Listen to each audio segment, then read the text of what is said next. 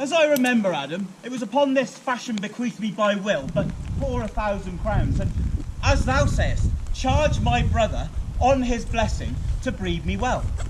And there begins my sadness. He keeps me rustically at home, or, to speak more properly, stays me here at home, unkept. His horses are bred better, but me, his own brother, gain nothing under him but growth, for the which the animals on his dunghills are as much bound to him as I. Besides this, something he so plentifully gives me, the one thing nature gave me, he seems to take from me. He lets me feed with his hind, bars me the place of a brother, and, inasmuch as in him lies, mars my gentility with my education. This is it, Adam, that grieves me, and the spirit of my father, that I think is within me, begins to mutiny against this servitude. I can no longer endure it, though I know no wise remedy how to avoid it. Yonder comes my master, your brother. Go apart, Adam, and thou shalt hear how he will shake me up. Now, sir, what make you here? Nothing. I am not taught to make anything. What mar you then, sir? Marry, sir, helping you to mar that which God made. A poor unworthy brother of yours with idleness. Oh, marry, sir. Be better employed, and be naught a while. Keep your hogs and eat husks with them? What prodigal portion have I spent that I should come to such penury? Know you where you are, sir? Oh, sir, very well. Here, in your orchard. Know you before whom, sir? Aye, and better than him I am before knows me. I know you are my elder brother, and, in the gentle condition of blood, you should so know me. The courtesy of nations allows you my better in that you are the firstborn. But I have as much of my father in me as you. What? Boy? Come, elder brother. What young in it? Wilt thou lay hands on me, villain? I am no villain. I am the youngest son of Sir Roland de Boys. He was my father, and he is thrice a villain that says such a father begot villains. Were thou not my brother, I would not take this hand from thy throat till this other pulled out thy tongue for saying so. Thou hast railed on thyself. Sweet masters, be patient. For your father's remembrance be at a cold. Let me go, I say. I will not till I please. You shall hear me. My father charged you in his will to give me good education. You have trained me like a peasant, hiding and obscuring from me all gentlemanlike qualities. The spirit of my father grows strong in me, and I will no longer endure it. So either allow me such exercises as may become a gentleman, or give me the poor lottery left to me by testament, and with that I shall go and buy my fortune. And what wilt thou do then? Beg? When that is spent? Well, sir, get you inside. I will no longer be troubled with you. You shall have some part of your will. I pray you leave me. I shall no further offend you than becomes me for my good. And get you with him, you old dog. His old dog, my reward. Most true, I've lost my teeth in your service. God be with me, old master. He would not have spoke such a word. Is it even so? Begin you to grow upon me? Now, I will physic your rankness, nor give no 1,000 crowns, neither. Holla, Charles! Oh, good morrow, your worship. Good for sure, Charles. What's the new news at the new court? Oh, there's no news at the court, sir. But the old news, that is, the Duke's been banished by his younger brother, the new Duke. Therefore, he gives him good leave to wander. And can you tell if Rosalind, the Duke's daughter, be banished with her father? Oh, no. For the Duke's daughter, her cousin Saul, loves her, being ever from their cradles bred together, that she would have followed her in exile or would have dared to stay behind her. Never too lady, love as they do. Where will the old Duke live? Well, they say he's already in the forest of Arden, and a many merry men with him. And there they live like the old Robin Hood of England, and fleet the time carelessly as they did in the Golden World. Golden World. You wrestle tomorrow before the new Duke. Marry, I do, sir, and I came to acquaint you with the matter. I am, sir, secretly to understand that your younger brother Orlando hath the disposition to come against me to try a fall. Sir, your brother is but young and tender, and neither escapes him without some broken limb shall acquaint him well. So I came to acquaint you with the matter, that you might stay him from his intendment, or brook such a disgrace as what he shall have run into is a thing of his own search, and altogether against my will. Charles, I thank thee for that kindness to me which thou shalt find I will most kindly requite. I had myself notice of my brother's purpose herein, and have laboured to dissuade him.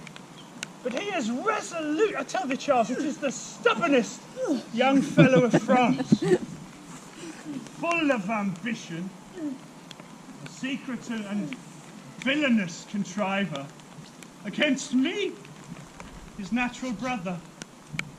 Therefore, Charles.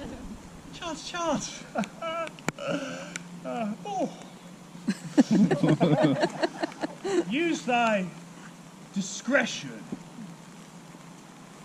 I had as lief thou didst break his neck as his finger. And thou wert best look to it, for if thou dost him only slight disgrace, or if he do not mightily grace himself on thee, he will entrap thee by some treacherous device, and will not leave thee till he hath ta'en thy life. For I assure thee, and almost with tears do I say it, there is not one so young, so villainous this day living. Should I anatomize him to thee as he is, I must blush and weep, and thou must look pale and wonder. I am heartily glad I came hither to you. If he come tomorrow, I'll give him his payment. If ever he'll go alone again, I'll never wrestle for a prize more. And so, God keep your worship. Farewell, good Charles.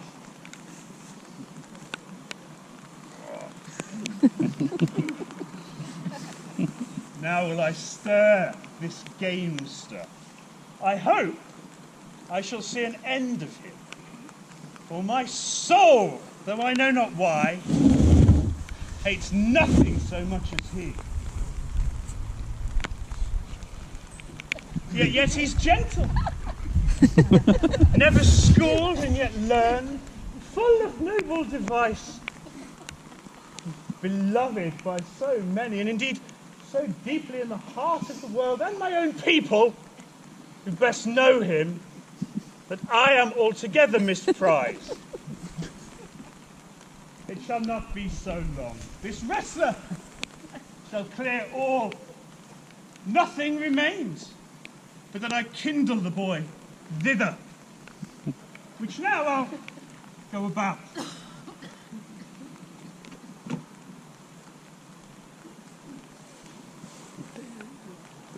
I pray thee, Rosalind, sweet, my coz, be merry. Dear Celia, I show more mirth than I am mistress of, and would you yet I were merrier.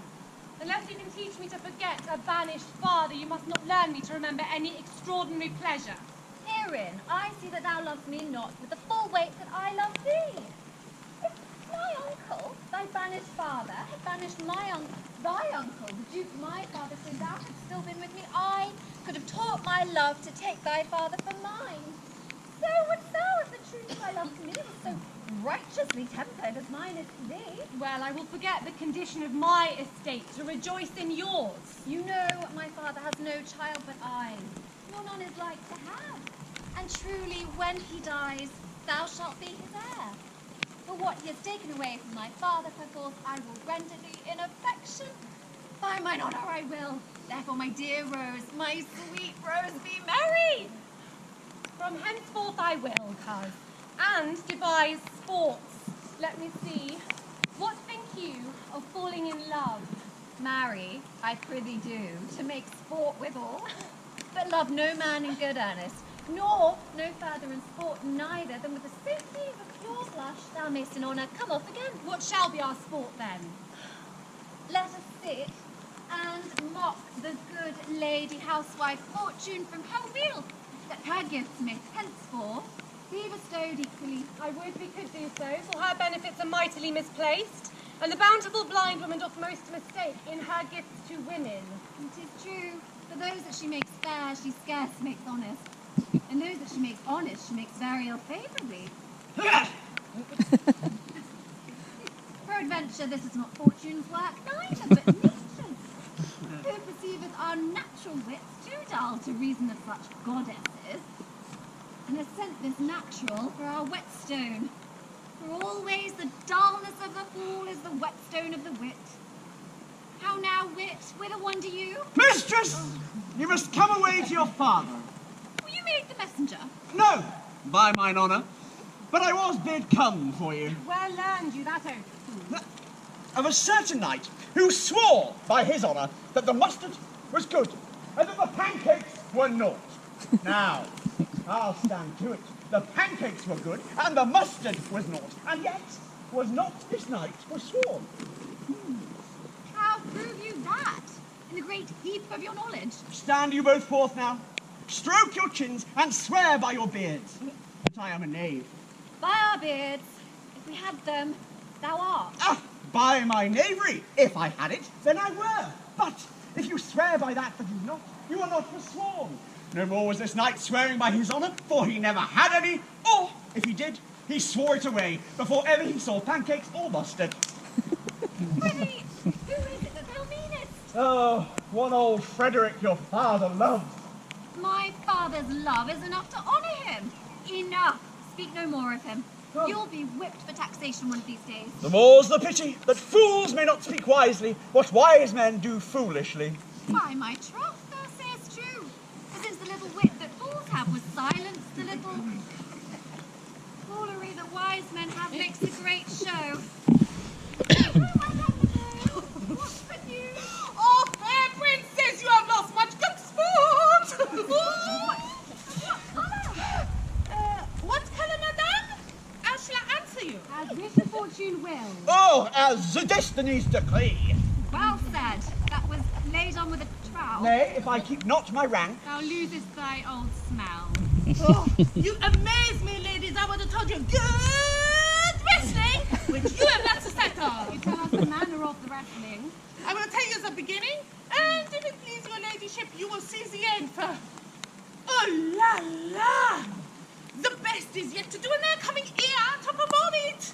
Well, the beginning. That's dead and buried. Ah, there comes an old man with 3 sons. I could match this beginning with an old tale. 3 proper young men of excellent growth and presence. The eldest of which wrestled with Charles the Duke's wrestler, and Charles in a moment threw him, breaking 3 of his ribs. Oh, that there is little hope of life in him. And so he says the second, a whoop, a whoop, oof. And so he says the third,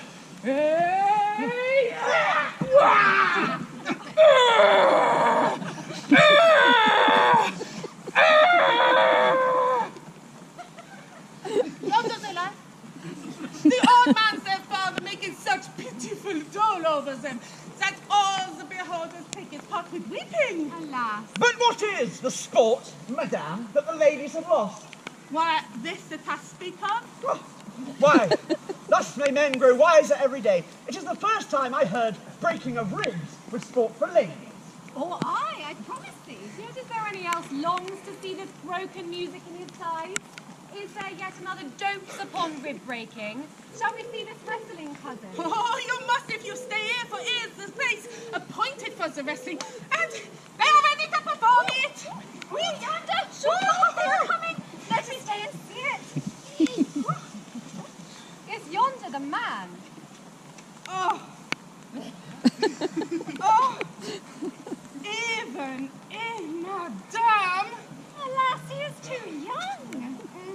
She elopes successfully. Now, daughter. And cousin, are you crept hither to watch the wrestling? Aye, my liege, so please you give us leave. You shall take little delight in it, I can tell you. There are such odds in the man. In pity of the challenger's youth, I would fain dissuade him, but he will not be persuaded. Ladies, speak to him. See if you can move him. Call him hither, good Madame Lebeau. Please, sir, I'll not be by. Madame Lebeau. Oh, wait.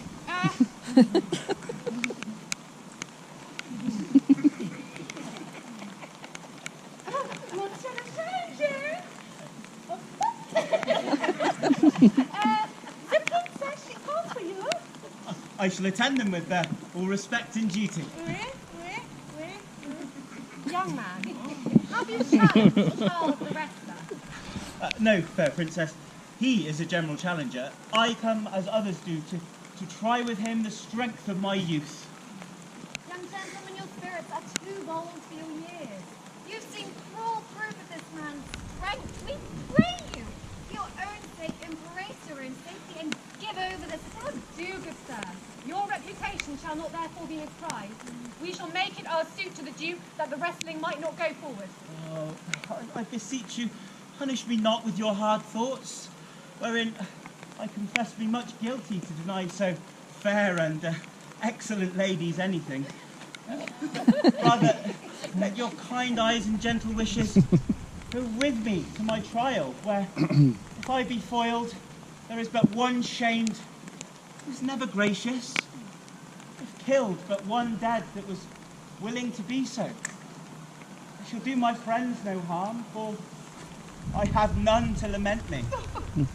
The world no injury, for in it I have nothing. Only in this world I take up a place which may be better spent were I to make it empty.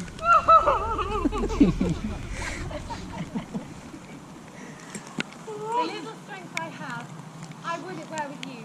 And mine to eke out hers. Fare you well. Pray heaven I be deceived in you. Your heart's desires be with you. Where is this young gallant that so starves to lie with his mother? Ready, sir. His will hath in it a more modest working. You shall try but one fall. No, I warrant you, Grace.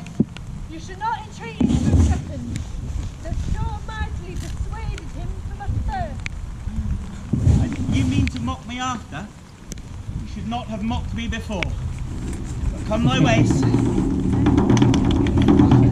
Now Hercules be thy speed, young man!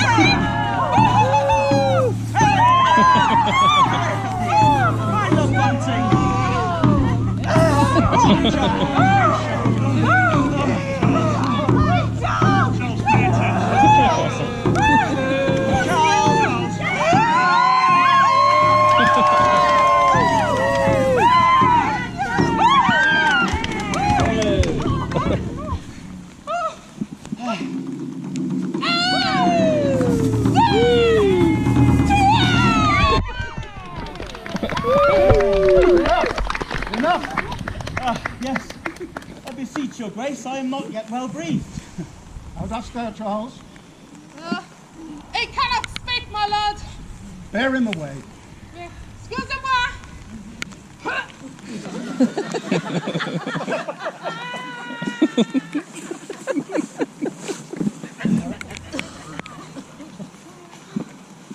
What is thy name, young man? Orlando, my liege, the youngest son of Sir Roland de Boys. I wish thou hadst told me of some man else. The world did hold your father good, Yet I did still find him mine enemy. Thou had better please me with this deed had thou descended from a different house. But, fare thee well. Thou art a brave fellow. I wish thou had told me of some father else. Were I my father, cuz would I do this? I am more proud to be Sir Roland's son, the youngest son. Would not change that calling to the adopted heir to Frederick. My father loved Sir Roland as his soul, and all the world was of my father's mind. Had I but known this young man his son, I should have given him tears unto entreaties that he should thus have ventured. Gentle cousin, let us go and thank him and encourage him. My father's rough and envious disposition sticks me at heart. Good sir, you have well deserved. If you do keep your promises in love, but justly as you have exceeded all promise, your mistress shall be happy. Gentlemen, wear this for me. One out of suit with fortune, but could give more, but that her hand lacked means.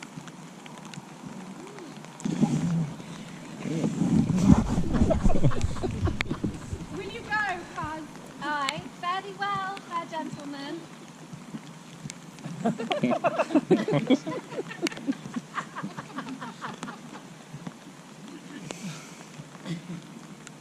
Can I not say I thank you?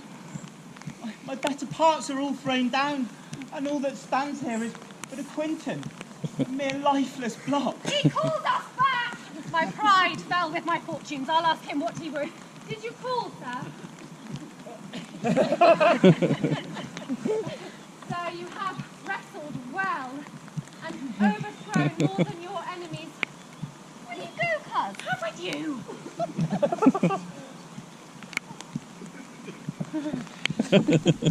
Fare you well.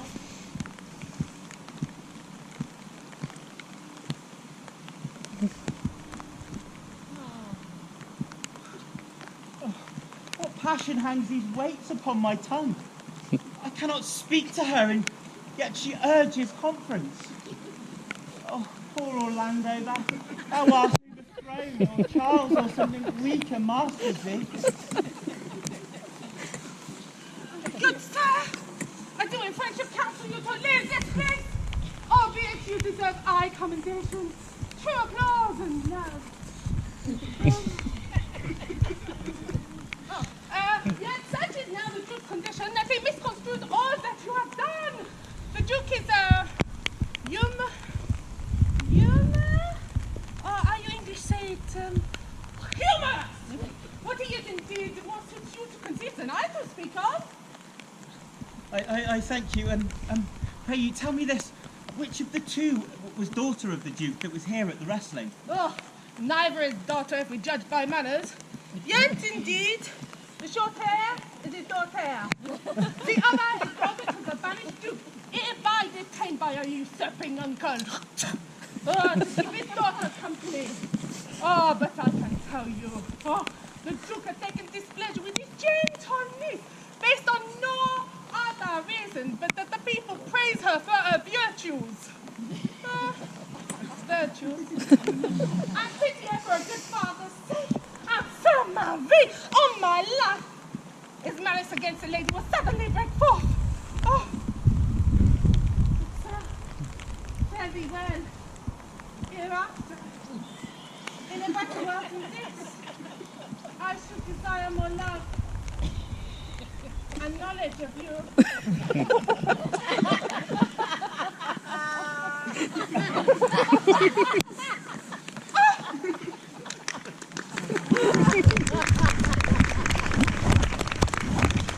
I rest much bowed to you. Fare you well.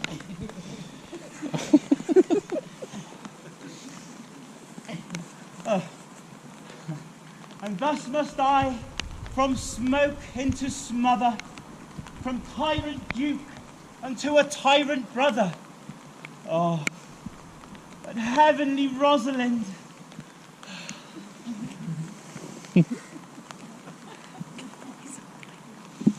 My cousin, have mercy, not a word. Not one to throw at a dog. No. uncle. Thy words are too precious to be cast away upon curs.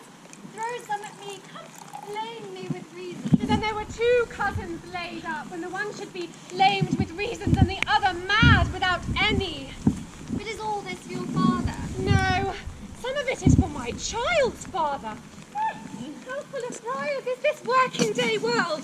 They are but birds, cousin, thrown upon you in holiday foolery. If we walk not on the trodden path, our very petticoats will catch them. I could shake them off my coat. These birds are in my heart. Send them away. I would try if I could but cry hem and have him. Oh, come wrestle with thy affection. They take the part of a better wrestler than myself. Now let us speak in good earnest. Is it possible, on such a sudden, that you should come into so strong a liking for old Sir Roland's youngest son? The Duke, my father, loved his father dearly. Does it therefore ensue that you should love him dearly? And by that great means I should hate him. My father hated his father dearly, but I hate not Orlando. Say, hate him not for my sake.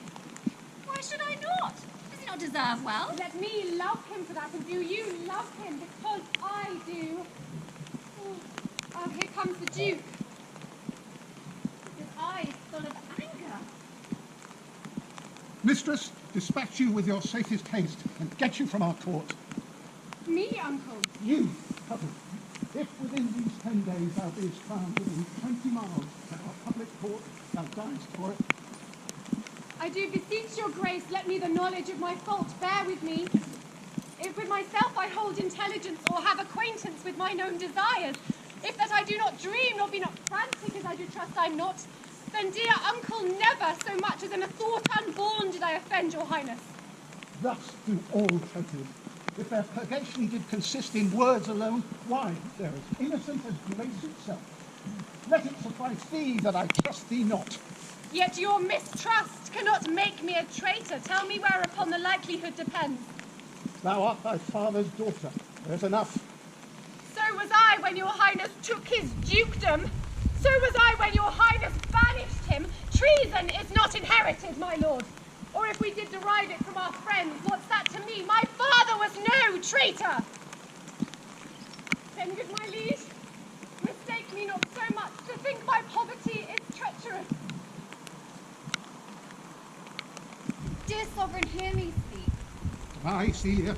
We spared her for your sake, else she should with her father remain so long. I did not then entreat to have her stay. It was your pleasure and your own remorse. I was too young that time to value her. But now I know her. If she be a traitor, why so am I.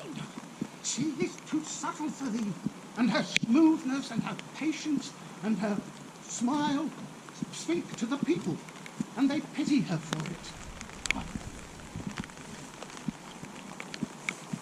When she is gone, thou shalt shine more brightly and seem more virtuous.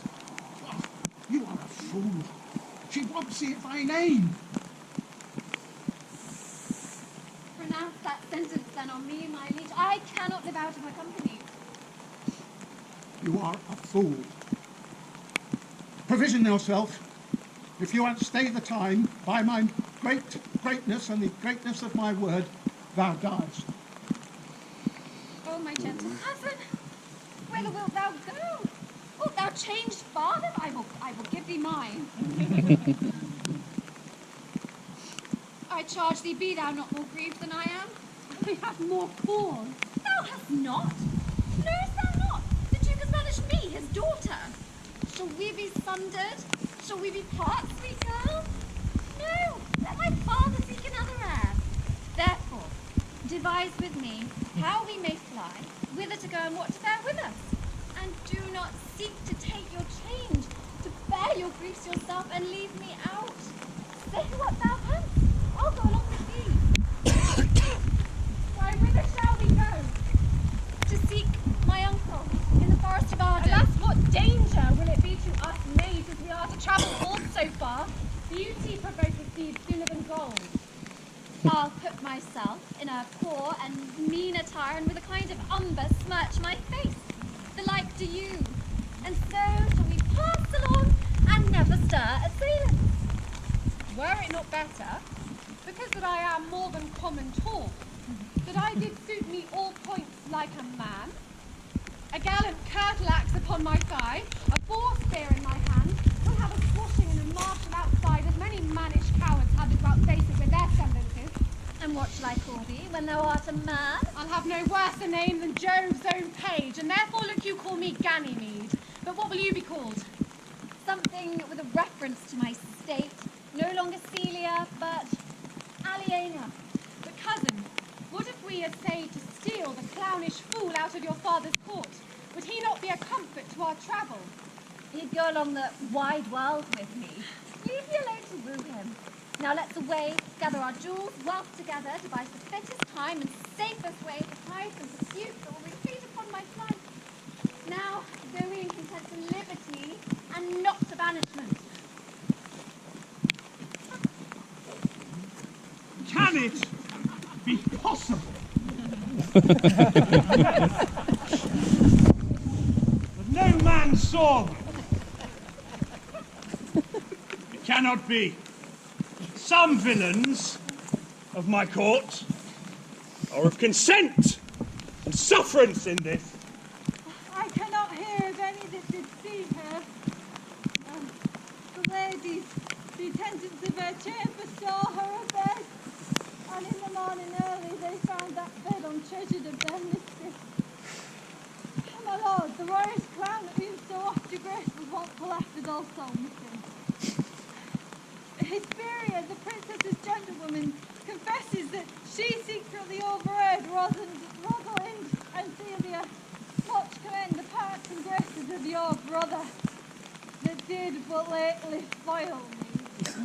And she believes wherever they've gone, that youth is surely in their company. I'll find him, and let neither search nor inquisition quail till I have bought again these foolish runaways. Come on.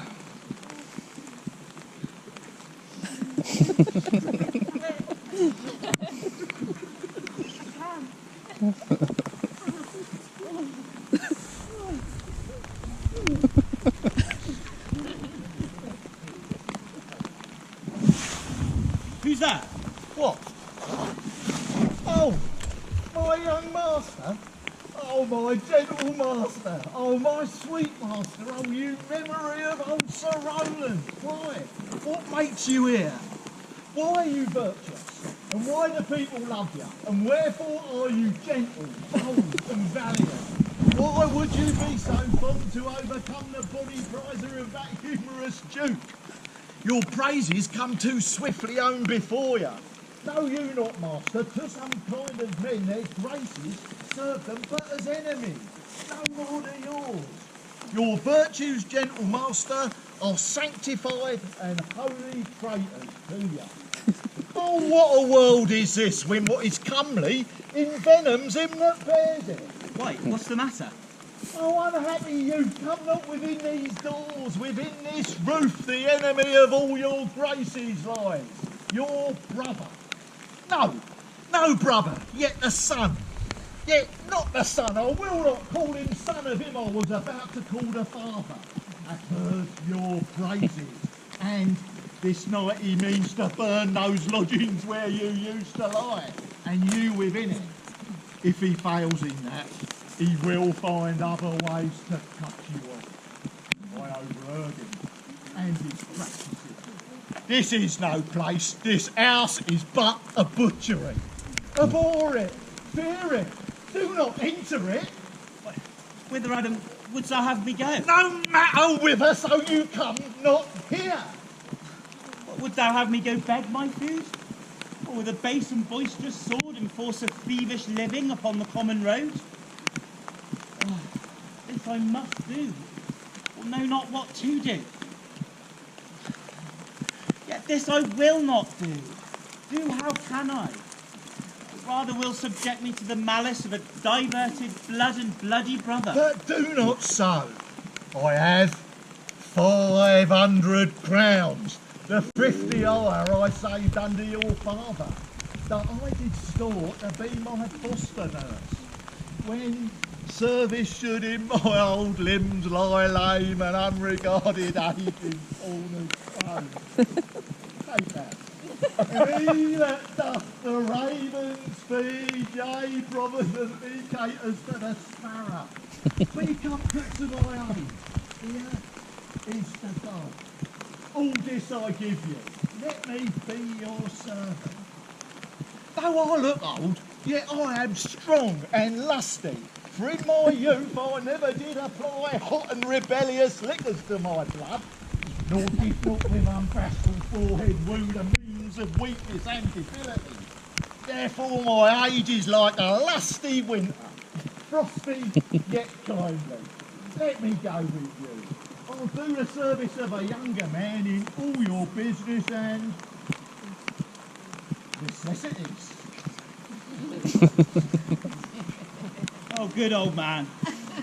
How well in thee appears the constant service of the antique world, where service sweat for duty and not for meed, or not for the fashion of these times, where none will sweat but for promotion. But come thy ways, and here we have thy youthful wages spent, will light upon some settled low content. Master, lead on, and I will follow thee to the last gasp with truth and loyalty. From 17 years till now, almost fourscore, here lived I, but I live here no more. At 17 years, some to their fortunes seek, but at fourscore, it is too late a week. Fortune could not recompense me better than to die well and not my master's debtor. Oh, master, I can go no further. Oh, I'll die for food. Here lie I down and measure out my grave. Farewell, dear master. Why, how now, Adam? No greater heart in thee? Live a little, comfort a little. Cheer thyself a little. If this uncouth forest yield anything savage, I will either be food for it or bring it for food to thee. For my sake be comfortable, hold death a while at the arm's end, and I will be with thee presently. And if I bring thee not something to eat, then I give thee leave to die. If thou diest before I come, thou art a mocker of my labour. Well said. Come, let me bear thee to some shelter, and thou shalt not die for lack of a dinner. If there live anything in this desert, cheerly, good Adam.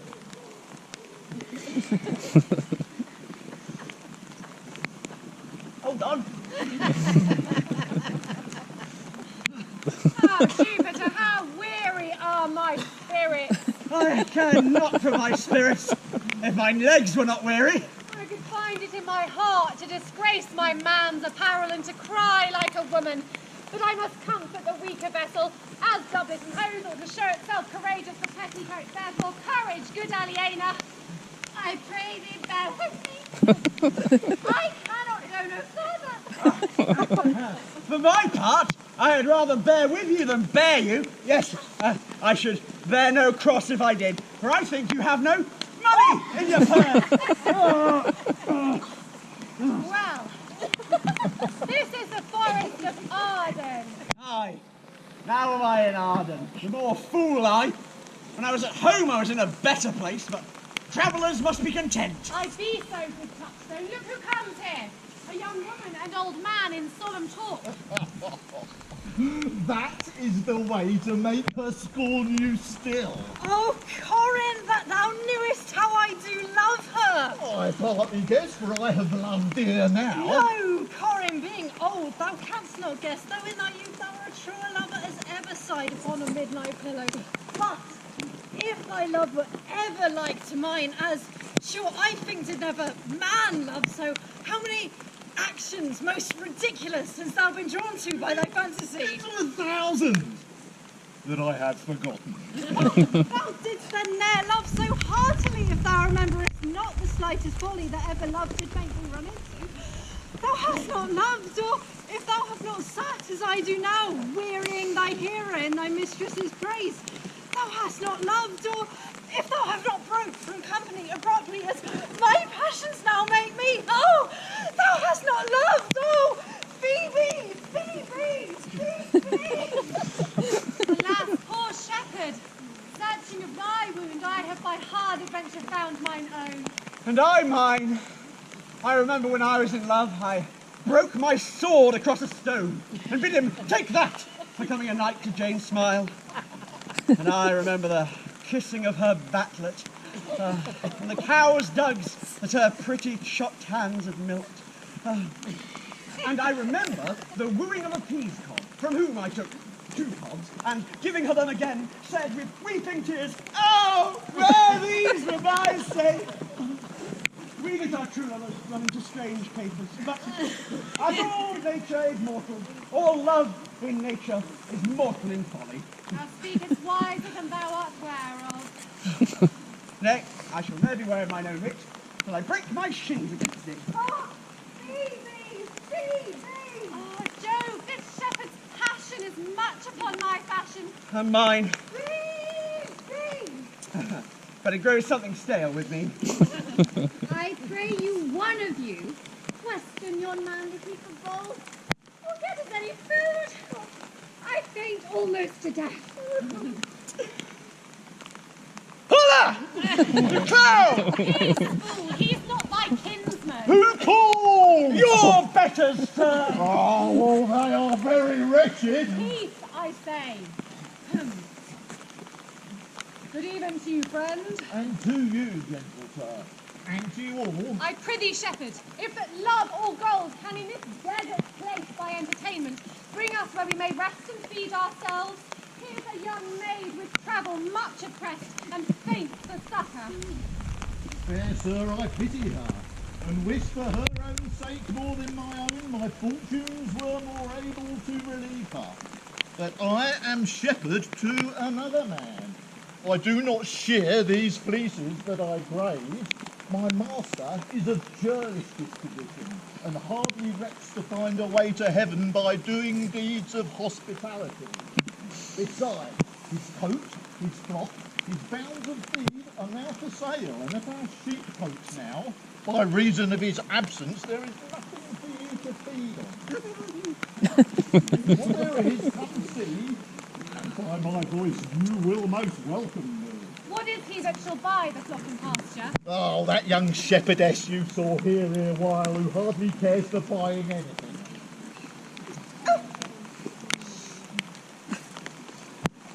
I prithee, shepherd, if that it stand with honesty, buy thou the cottage, pasture, and the flock, and thou shalt have to pay for it of us. And we will mend thy wages. I like this place. And willingly could waste my time in it. Assuredly, the thing it will be sold. Come with me. If you like upon the report, the soil, the profit, and this way of life, I will your very faithful feeder be. And buy it with your gold right suddenly.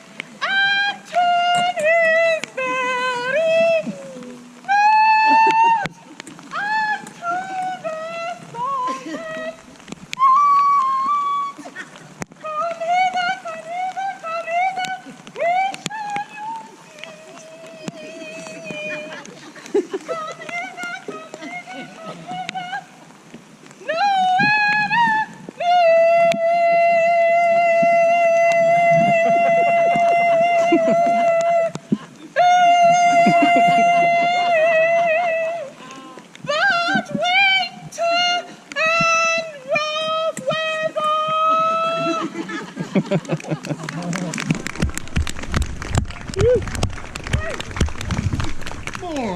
I prithee, more! And you're making melancholy, Monsieur Jacques! I thank it. I prithee, more! I can suck melancholy out of a song as a weasel sucks egg. More! I prithee, more! My voice is ragged. I know I cannot please you. I do not desire you to please me. I do desire you to sing. Will you sing? Well, more of your request than please myself. Well then, if ever I thank a man, I'll thank thee. Come, sing. And you that will not, hold your tongue. And I'll end it. Once you're covered a while, the Duke will drink beneath this tree. He's been all this day to look you. And I have been all this day to avoid him. He is too disputable for my company. I think of as many matters as he, and I give heaven thanks and make no boast of them. Come, warble. Come. I'll give you a verse to this note that I made yesterday, in despite of my invention. And I'll sing it. Thus it goes. If it do come to pass that any man turn out, leaving his wealth and ease, another will to please, look at it, look at it, look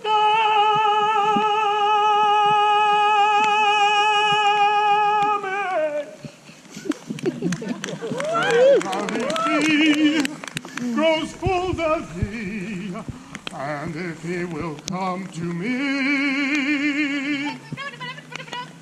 What's this stuff, Darmy? 'Tis a Greek invocation to call fools into a circle. I'll go sleep if I can. If I cannot, I'll rail against all the firstborn of Egypt. And here's Duke Celia. His banquet is prepared. Wow, now, friend. Why, what sort of world is this when your friends must woo your company? Has not old custom made this life more sweet than painted conch? Are these woods not more free and cold than painted? Here find we just the beauty of battle, the season's differences, the icy fang, and the wind which when it whirls about my body, even till I shriek with cold. I smile and say, this is no flattery. These are true passions that whisper faithfully and persuade me of what I am. And here in our wood, far from public court, find we tongues in trees, sermons in stones, and books in the babbling brooks. I would not change it. Why, look at it. A fool! A fool! I met a fool in the forest who laid him down and basked him in the sun. Good morrow, fool, quoth I. No, sir, quoth he. Call me not fool till heaven hath brought me fortune. Then he drew a dial from his poke, and looking on it with lackluster eyes, said very wisely, it is 10 o'clock. Thus we may see, quoth he, how the world wags. 'Tis but an hour ago when it was 9, and after 1 hour more, it will be 11. And so, from hour to hour, we write, and then from hour to hour we rot, and thereby hangs a tale. O noble fool, O worthy fool, not least the only where. What fool was it? One that has been a courtier, and in his brain, which is as dry as the remainder biscuit after a voyage, he hath strange places crammed with observation, the which he vents in mangled form. Oh, that I were a fool. I am ambitious for a motley coat. Thou shalt have one. It is my only suit. Provided that you weed your better judgments, of all opinion that grows rank in them that I am wise, I must have liberty withal, as large a charter as the wind to blow on whom I please, for so fools have, and they that are most galled by my folly, they most must laugh. Invest me in my motley, give me leave to speak my mind, and I will, through and through, cleanse the foul body of the infected world, if they will patiently receive my medicine. Fie on thee. I know what thou wouldst do. What for a counter would I do but good? Most foul mischievous sin, in chiding sin, for thou thyself hast been a liberty, and all the sequestered sores and headed evils of that yet thou hast caught with license of fleet foot, would thou disgorge into the general world. Why, who cries out on pride that can therein tax any private party? What woman in the city do I name when that I say the city woman bears the cost of princes on unworthy shoulders? Who can come in and say that I mean her when such a one as she, such is her neighbour? And what is he of basest function that says his bravery is not of my cost, thinking that I mean him, but therein suits his folly to the metal of my speech? Ha! But who comes here?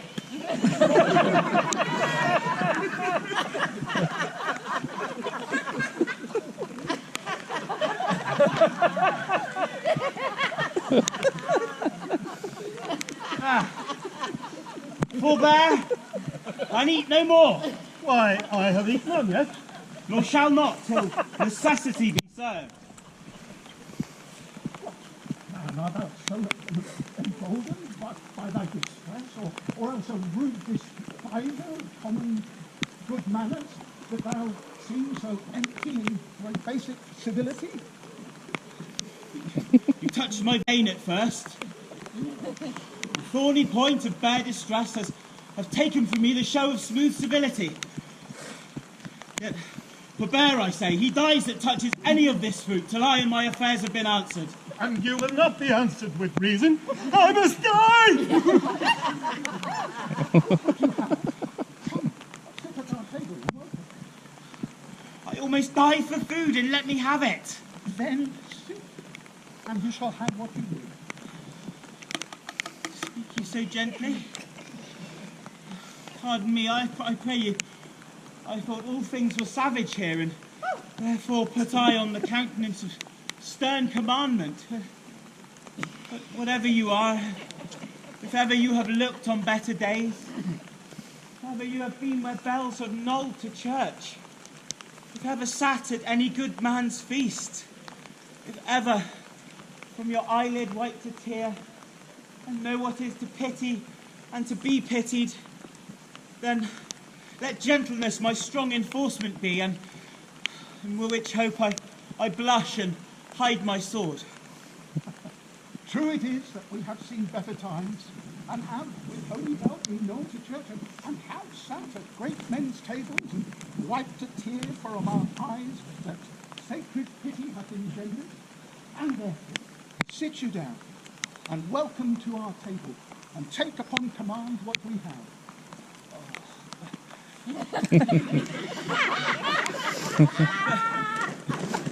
Then forbear your food a while, please, while I could go. I go to find my fawn and give it food. You see, there is a poor old man who, after me, hath many a weary step limped in pure love. Go, find him out, and we will waste nothing until you return. I thank you, and rest much bowden to you. You see, we are not all in unhappiness alone. This wide and universal theatre holds more woeful pageants than the play in which we play in. All the world's a stage, and all the men and women merely players. They have their exits and their entrances, and one man, in his time, plays many parts, his acts being 7 ages. At first, the infant, mewling and puking in the nurse's arms, and then the whining schoolboy with his satchel and shining morning face, creeping like snail, unwillingly to school. And then the lover, sighing like furnace.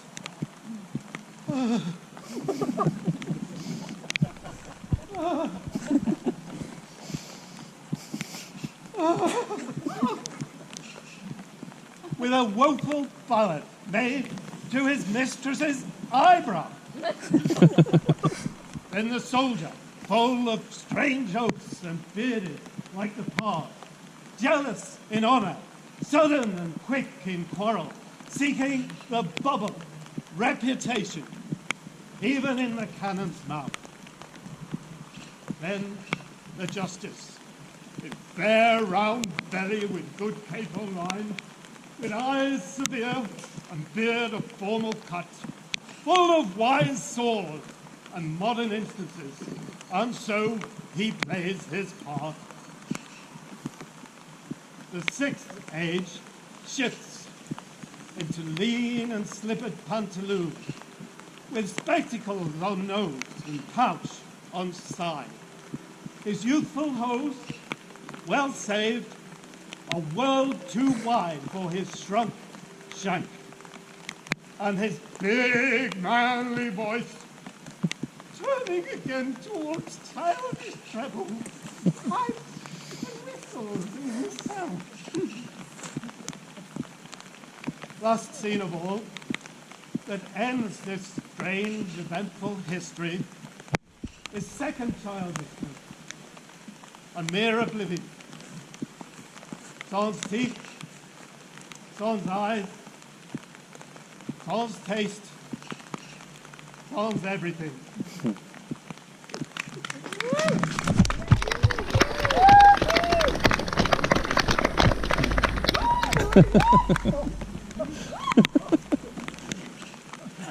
Set you down, your venerable burden, and let Oh, I thank you most for him. So how do you need? I scarce can speak to thank him for myself. fall to. I will not question you further about your fortunes. If that you were, as you have faithfully whispered you were, with the rolling sun, then you are truly welcome here. And you, good old man, you are right welcome as your master is. Come, support his arm. Let me take your hand. Come with me, and let me all your troubles understand.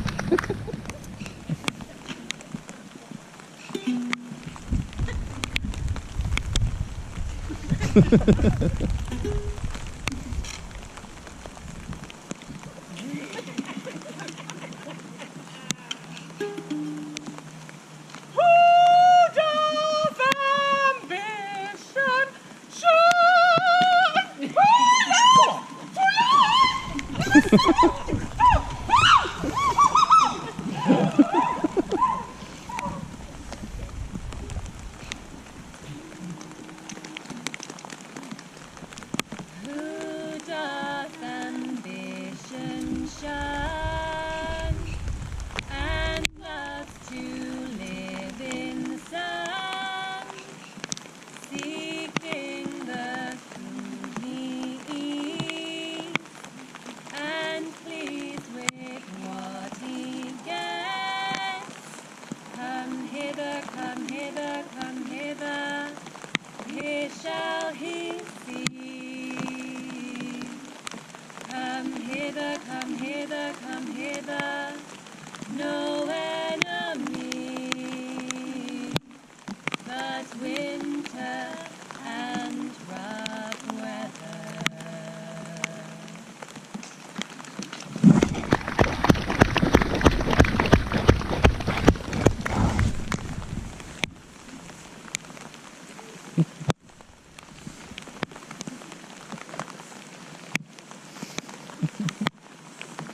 And there, my verse, in witness of my love, and thy thrice-crowned Queen of Night, survey with thy pale eyes from thy pale sphere above, thy huntress name that my whole life doth sway. Oh, Rosalind, these trees shall be my book, and on their bark my thought-out character, that every eye which in this forest looks shall see thy virtues witnessed everywhere. Run, run, Orlando, carve on every tree the fair, the chaste, and unexpressive she. Well, how like you this shepherd's life, Master Touchstone? Truly, shepherd, in respect to itself, it is a good life. But in respect that it is a shepherd's life, it is not. Now, in respect it is solitary, I like it very well. But in respect it is private, it is a very vile life. Now, in respect it is in the fields, it pleaseth me well. But as it is not in the court, it is tedious. As it is a spare life, look you, it suits my humour well. But as there is no more plenty in it, it goes much against my stomach. Hast any philosophy in thee, shepherd? Well, only that I know that one who's sickened will have little ease, and that he that wants for money, means and content is missing three very good friends. That the purpose of the rain is to wet, and the fire is to burn. That good pastures make fat sheep, and that he that has learnt no wit by art or by nature can complain of very good breeding, or be a very dull kindred. Well, such a one is a natural philosopher. Wast ever in court, shepherd? No, truly. And thou art damned! Nay, I hope. Truly, thou art damned, like an ill-roasted egg, all on one side. But not being at court, your reason? Right. Thou never wast at court, then thou never sawest good manners. If thou never sawest good manners, then thy manners must be wicked, and wickedness is sin, and sin is damnation. Thou art in a parlous state, shepherd. Not a whit, Touchstone, for the good manners of the court would be ridiculous in the country, just as the behaviour of the country would be most mockable in the court. You tell me you salute not in the court, but kiss your hands? Ugh! Such a custom would be uncleanly if the courtiers were shepherds. Instance. Briefly, come. Instance. Well, we're still handling our ewes and their fells are, you know, greasy. Oh, why? Do not your courtier's hands sweat? And is not the grease of a muffin as wholesome as the sweat of a man shallow? A better instance, I say.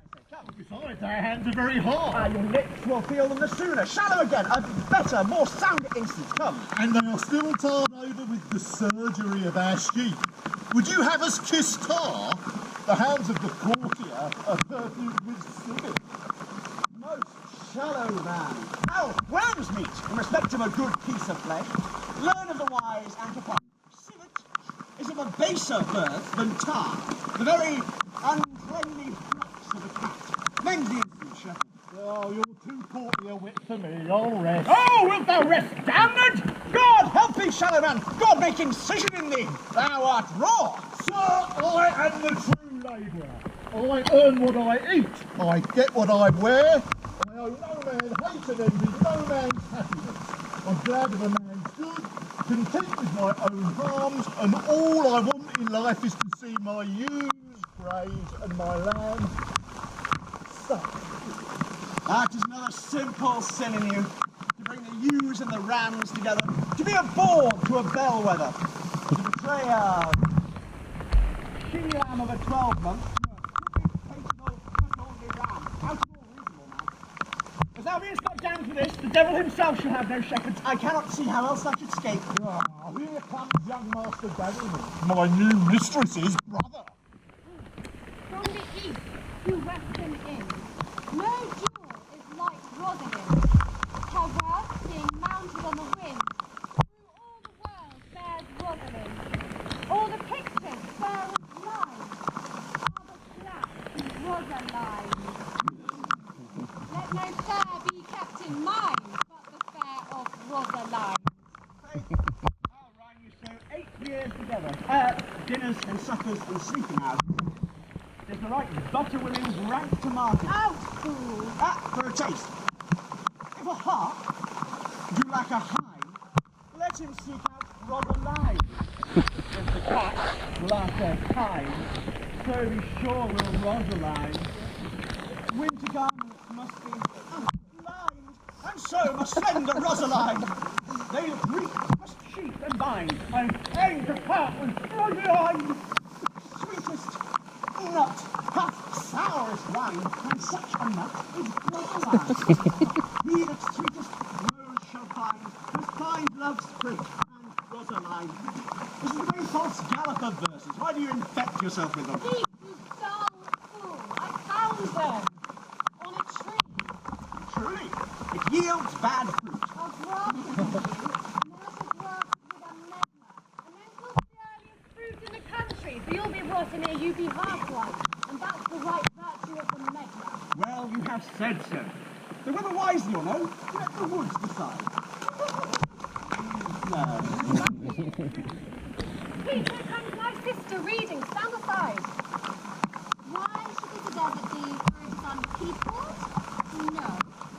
Ponds are found on every tree that shall civil saying share. But upon the fairest bough, for at every sentence end will I, Rosalind's dark rise.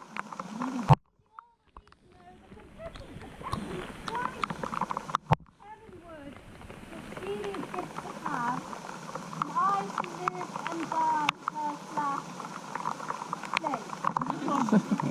Oh, most gentle Talbota, what tedious homily of love have you wearied your parishioners with all? Now, back, friend. Step still up a little.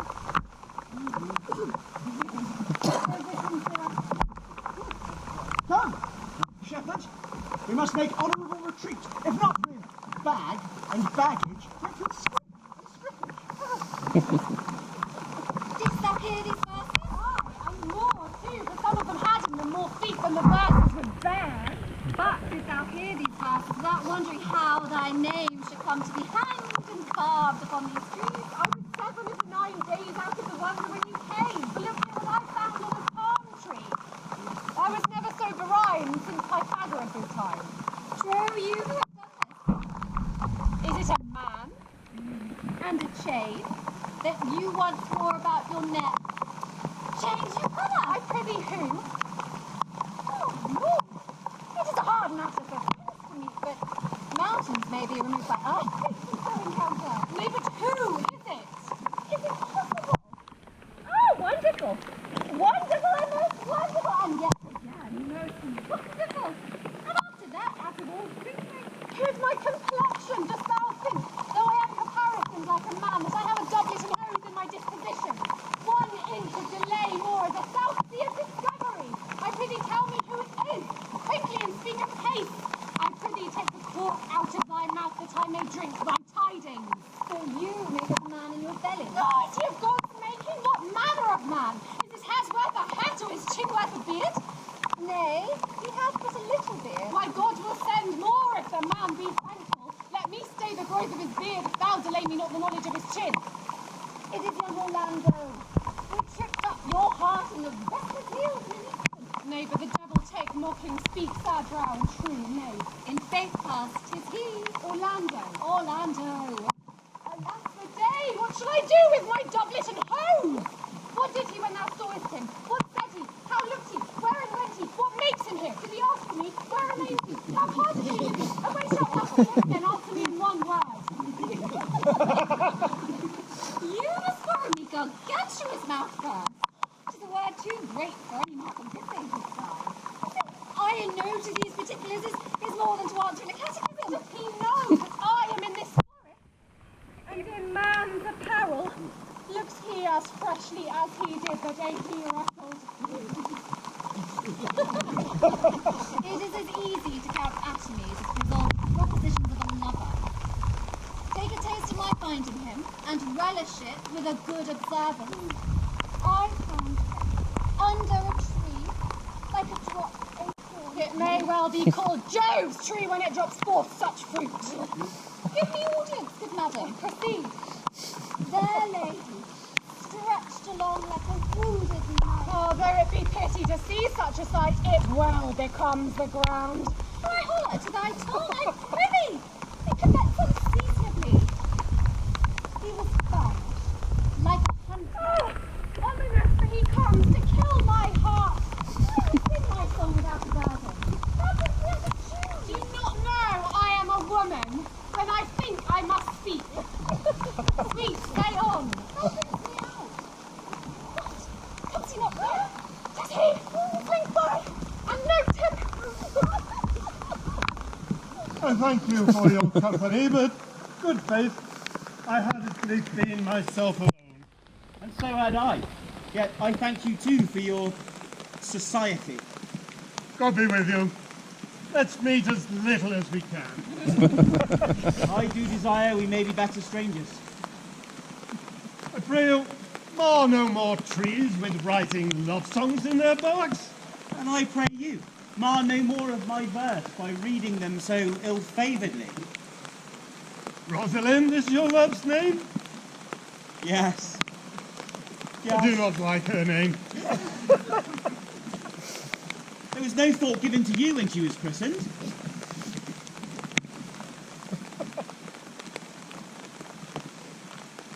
But what stature is she of?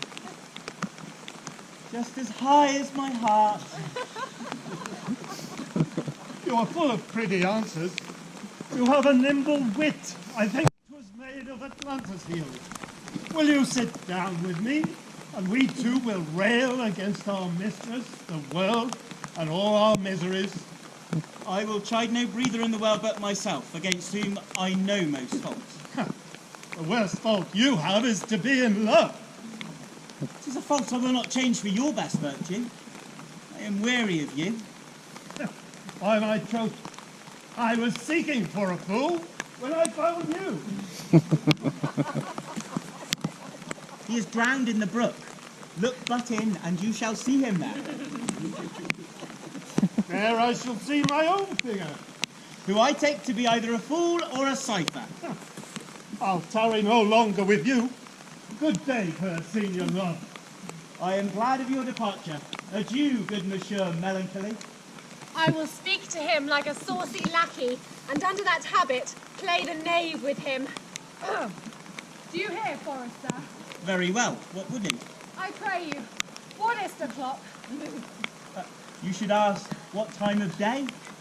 There are no clocks in the forest. Well, then there is no true lover in the forest, else sighing every minute and groaning every hour would detect the lazy foot of time as well as a clock.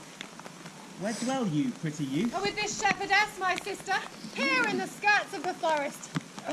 Like fringe upon a petticoat. Are you native of this place? As the coney that you see dwell where she is kindled. Your accent is something finer than you may purchase in so removed a dwelling. I have been told so of many, but indeed an old religious uncle of mine taught me to speak, who was in his youth an inland man, but he knew courtship too well, for there he fell in love. I have heard him read many lectures against it, and I thank God I am not a woman, to be charged with so many giddy offences as he hath generally taxed their whole sex withal. Can you remember any of the principal evils he laid to the charge of women? There were none. Principle, they were all like one another as halfpence are. Every one fault seeming monstrous in his fellow false claims and matches. I prithee, recount some of them. I will not cast away my physic, but on those that are sick. There is a man haunts the forest who abuses our young plants with carving Rosalind in their barks, hangs odes upon hawthorns and elegies on brambles, all forsooth deifying the name of Rosalind. If I could meet that fancy monger, I would give him good counsel, for he seems to have the quotidian of love upon him. Fair youth, I am that he that is so love-shaped. I pray thee, tell me your remedy. There are none of my uncle's marks upon you. He taught me how to know a man in love. In which case of rushes, I'm sure you are not prisoner. What were his marks? A lean cheek, which you have not. A blue eye and sunken, which you have not. An unquestionable spirit, which you have not, a beard neglected, which you have not, but I pardon you for that, for simply your having in beard is a younger brother's revenue. Then your hose should be ungartered, your bonnet unbanded, your sleeve unbuttoned, your shoe untied, and everything about you demonstrating a careless desolation. But you are no such man. You have rather coined device in your accoutrement as loving yourself than seeming the lover of any other. Fair youth, I could make thee believe I love. Me believe it. It may as soon make her that you love believe it. Which I warrant she is apter to do than confess she does. But in good sooth, are you he that hangs the verses on the trees wherein Rosalind is so admired? Fair youth, I swear to thee, by the white hand of Rosalind, I am that he. Oh, that unfortunate he.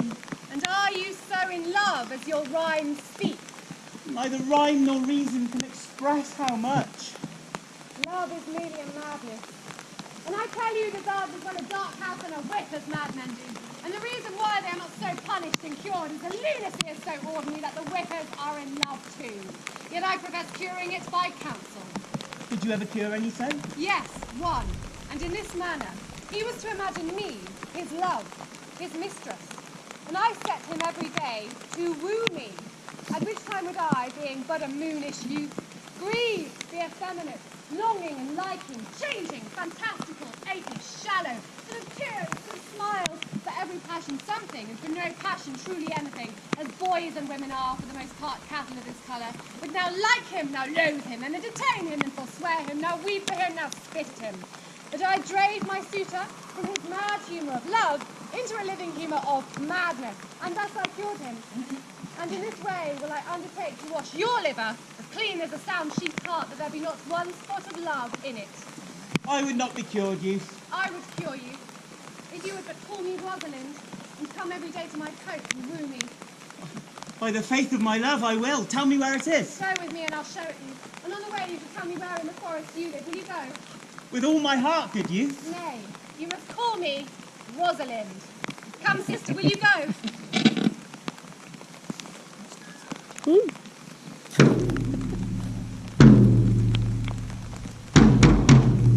Ladies and gentlemen, a 20-minute interval.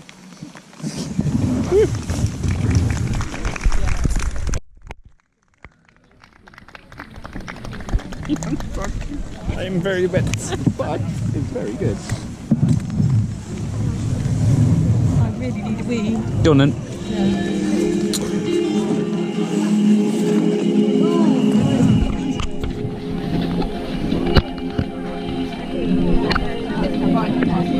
Okay.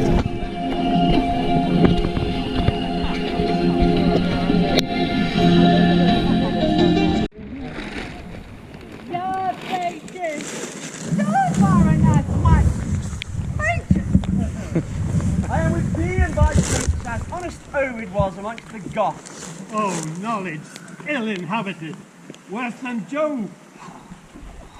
In a thatched house. When a man's verses cannot be understood, it strikes a man more dead than a great reckoning in a little room. Truly, I would the gods had made thee poetical. Yeah. I do not know what poetical is. Is it honest indeed of word? Is it a true thing? And no, for the truest poetry is the most feigning, and lovers are given to poetry, and what they swear in poetry, it may be said as lovers they do feign. Do you wish then that the gods have made me poetical? I do truly. For thou swearest to me thou art honest. Yes. Now, if thou wert a poet, I might have some hope thou didst feign. Would you not have me honest? No, truly, for honesty coupled to beauty would be to have honey a source to sugar. A material fool. Well, I am not fair. Therefore, I pray the gods make me honest. Truly, and to cast honesty upon a foul slut would put good meat into an unclean dish. Hey! I am not a slut. Though I thank the gods I am vile. Well, praised be the gods for thy foulness. Sluttishness may come around. But, be that as it may, I will marry thee, and to that end I have been with Jacqueline here, who have promised to marry us. I would fain this were true. Amen. A man may, if he were of a fearful heart, stagger in this attempt. For here we have no temple but the woods, no assembly but horned beasts. But what though? Courage! As horns are odious, they are necessary. He said, many a man knows no end of his goods. Right. Many a man has good horns and knows no end of them. Horns. Even so. Poor men alone? No, no. The noblest deer hath them as huge as the rascal. Is a single man therefore blessed? No, no. As the walled town is more worthier than the village, so is the forehead of a married man more worthier than the bare brow of the bachelor. And by how much defence is better than no skill? By so much a horn is better than to one. Jacqui, will you dispatch us here under this tree, or shall we go to chapel? Is there none here to give this woman? I will not take her on gift of any man. Surely she must be given, or the marriage is not lawful. Proceed, proceed. None shall give her. Will you be married, Martley? As the ox hath his bow, sir, the horse his curbs, and the falcon her bells, so man hath his desires, and as pigeons build, so wedlock would be nibbling. And will you, being a man of your breeding, be married under a bush like a beggar? Get you to church and have some good priest that can tell you what marriage is. This fellow will but join you together as they join wainscot, and then one of you will prove a shrunk panel, and like green timber, wool. I am not in the mind, but I would rather be married of him than of another, for he is not like to marry me well, and being not well married, it will be a good excuse for me hereafter to leave my wife. Go thou with me, and let me counsel thee. Come, Audrey, we must be married, or we must live in Bawdry. Farewell, good Sir Jacqui, not, oh sweet Jacqui, oh brave Jacqui, leave me not behind thee, but wind away. Be gone, I say, I will not to wedding with thee.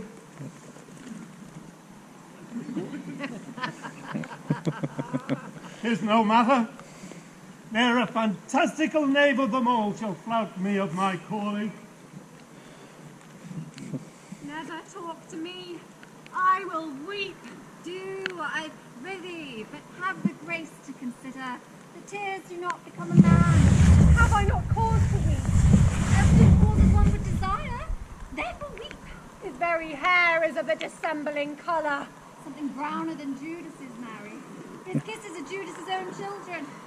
If I think hair is of a good colour. An excellent colour. Your chestnut was ever the only colour. And his kissing is as full of sanctity as the touch of holy bread. He hath brought a pair of carslips of Diana, a nun of Winter's sisterhood, kisses not all religiously, the very ice of chastity is in them. But why does he swear? He will come this morning, and yet comes not.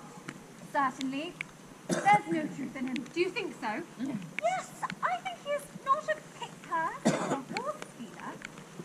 For his verity in love, I do think him as concave as a covered goblet or a worm-eaten nut. Not true in love. Yes, when he is in, but I think he is not in. You have heard him swear down like he was.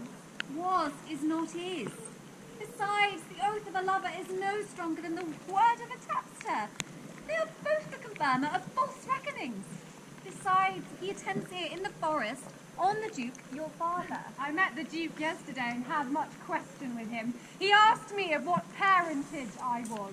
So I said, of as good as he, and he laughed and let me go. But what taught me of fathers when there is such a man as Orlando? Oh, that's a brave man. He writes brave verses, speaks brave words, swears brave oaths, and then breaks them bravely. Quite traverse athwart the heart of his lover. As a puny tilter that spurs his horse but on one side, breaks his staff like a noble goose, but all's fair that youth mounts and folly guides. Who comes here? Master and mistress, you have oft inquired after that young shepherdess who complained of love, who you saw sat beside me on the turf praising that proud, disdainful Phoebe that was her mistress. What of her? If you would see a pageant truly played between the pale complexion of true love and the red glow of scorn and proud disdain, come hence a little. I will conduct you if you would mark it. Oh, come, let's remove. The sight of lovers feedeth those in love. Bring us where they are, and you may say I'll prove a busy actor in their play. Sweet Phoebe, do not scorn me. Do not, Phoebe, say that you love me not, but say not so in bitterness. The common executioner, whose heart the accustomed sight of death makes hard, falls not the axe upon the humble neck, but first begs pardon. Will you sterner be than he that dies and lives by bloody drops? I would not be thy executioner. I fly thee, for I would not injure thee. Thou tellest me there is murder in mine eye. 'Tis pretty shot, and very probable that eyes, which are the frailest and softest things you shut, they count with gates on atomy. Should we call tyrants, so 'tis murderers? Now I do frown of thee with all my heart, and if my eyes can wound, now let them kill thee. Now, how befits a swoon? Why now fall down? Or if thou canst not, oh for shame, lie not, say mine eyes are murderers. Now shame wound, mine eye have made me wound. That be, and with a pin, and thou make some scar of it. But now mine eyes, which I have darted at thee, hurt thee not. And now I'm sure there is no force in eyes that can do hurt. Oh dear Phoebe, if ever, as that ever may be near, you meet in some fresh cheek the power of fancy, then shall you know the wounds invisible that love's keen arrows make. But until that time, come not thou near me, and when that time comes, afflict me with thy mocks. Pity me not, as until that time I shall not pity thee. And why, I pray you? Who might be your mother, that you insult, exalt, and all at once over the wretched? What, though you have no beauty, as by my faith I see no more in you than without candle may go dark to bed, must you therefore be proud and pitiless? Why, what means this? Why do you look on me? I see no more in you than in the ordinary of nature's sail work. What's my little life? I think she means to tangle my eyes, too. No, faith, proud mistress, hope not after it. 'Tis not your inky brows, your red silk hair, your bugle eyeballs, nor your cheek of cream that can attain my spirits to your worship. You foolish shepherdess, wherefore do you follow her? Like foggy south, puffing with wind and rain. You are 1,000 times a properer woman than she. Now it is such fools as you that make the world full of ill-favoured children. 'Tis not your glass, but her that flatters her. And out of you she sees herself more proper than any of her lineaments can show her. But mistress, know yourself. Down on your knees and thank heaven, fasting, for a good woman's love. For I must tell you, friendly in your ear, sell when you can, you are not for all markets. Cry the woman mercy, love her, take her offer. Oh, foul is most foul, being foul to be a scoffer. So take her to thee, shepherdess, fare you well. Sweet youth! I pray you chide a year together. I would rather hear you chide than this maid woo. She's fallen in love with your foulness, and she'll fall in love with my anger. If it be so, as fast as she answers thee with frowning looks, I'll sauce her with bitter words. Why look you so on me? For no ill will I bear you. I pray you, do not fall in love with me, for I am falser than vows made in wine. Besides, I like you not. If you will know my house is at the tuft of olives here hard by. Will you go, sister? Shepherdess, ply her hard. Come, sister. Mistress, look on her better. Though all the world could see, none could be so abused in sight as she. Come to our flock. That shepherdess, now assigned by soul of mine, whoever loved but loved, not at first sight. Sweet Phoebe. Ha! What sayest thou, Sylvia? Sweet Phoebe, pity me. Why, I am sorry for thee, gentle Sylvia. Wherever sorrow is, relief would be. If you do sorrow at my grief in love, well, by giving love, your sorrow and my grief, we're both extermined. Thou hast my love, is not that neighbourly? I would have you. Why, that were covetousness. Sylvia, the time was that I hated thee, and yet it is not that I bear thee love, but since thou canst talk of love so well, by company which earth was irksome to me, I will endure, and I'll employ thee too. But do not look for further recompense than thine own gladness that thou art employed. So holy and so perfect is my love, and I in such a poverty of grace, that I should think it a most plenteous harvest to glean the broken ears after the main harvest reaps. Loose now and then a scattered smile, and that I'll live upon. Knowest now the youth that spoke to me erewhile? Not very well, but I have met him oft, and he have bought the cottage and the bounds that the old Carlet was once master of.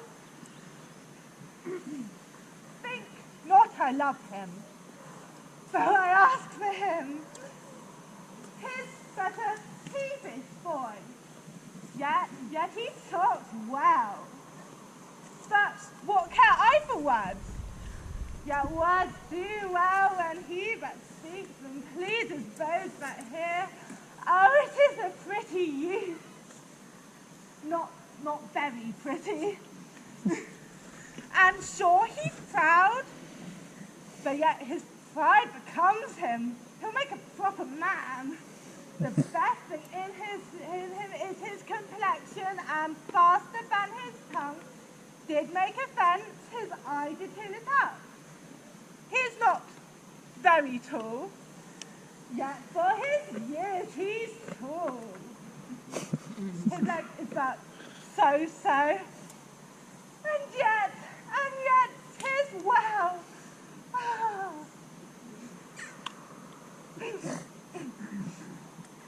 There be some women, Sylvia, had they marked him in parcels as I did, would have gone near to fall in love with him, but for my part, I love him not, nor hate him not. And yet, I have more cause to hate him than to love him. For what had he do to chide at me? He said my eyes were black, and my hair red. And now that I remembered, scorned at me. I marvel why I answer not again. But that's all one. Admittance is no quittance. I will write to him a very taunting letter. And thou shalt bear it, wilt thou, Sylvia? Phoebe, with all my heart. I'll write it straight. The matter's in my head and in my heart. I will be bitter with him and parting short. Go with me, Sylvia.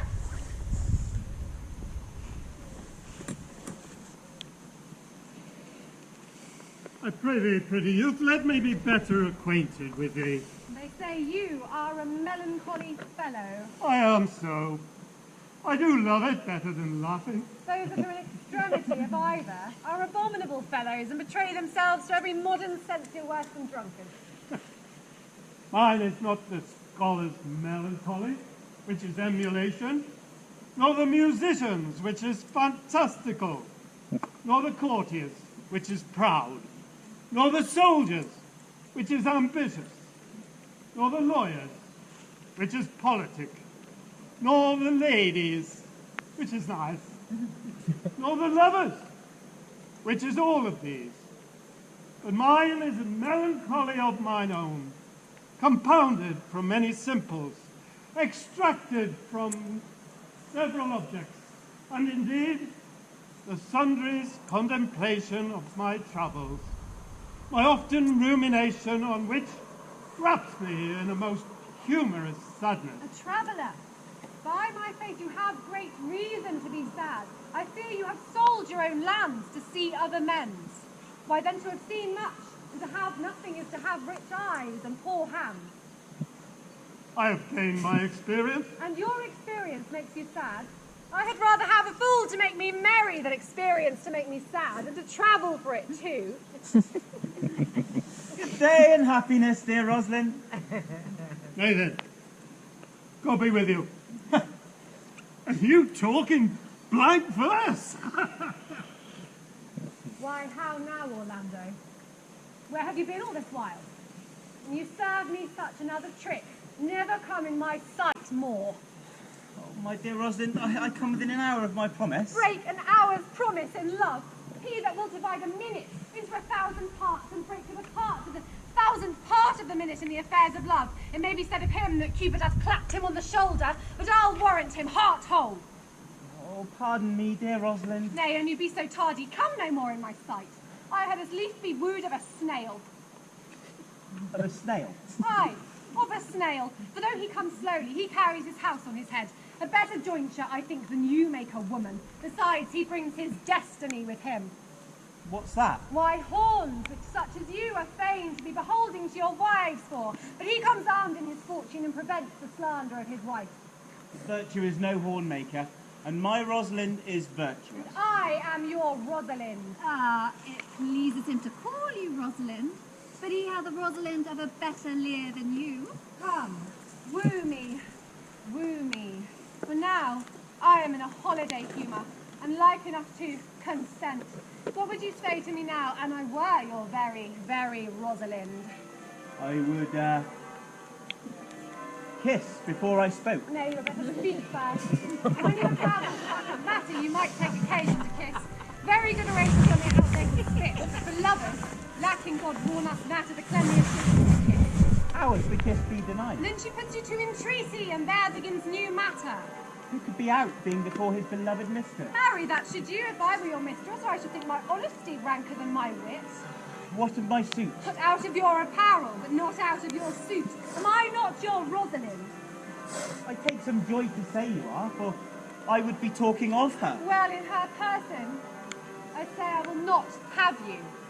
Well, then in my person, I die. No faith, die by eternity. The poor world is almost 6,000 years old, and in all that time there was not one man died in his own person in a love cause.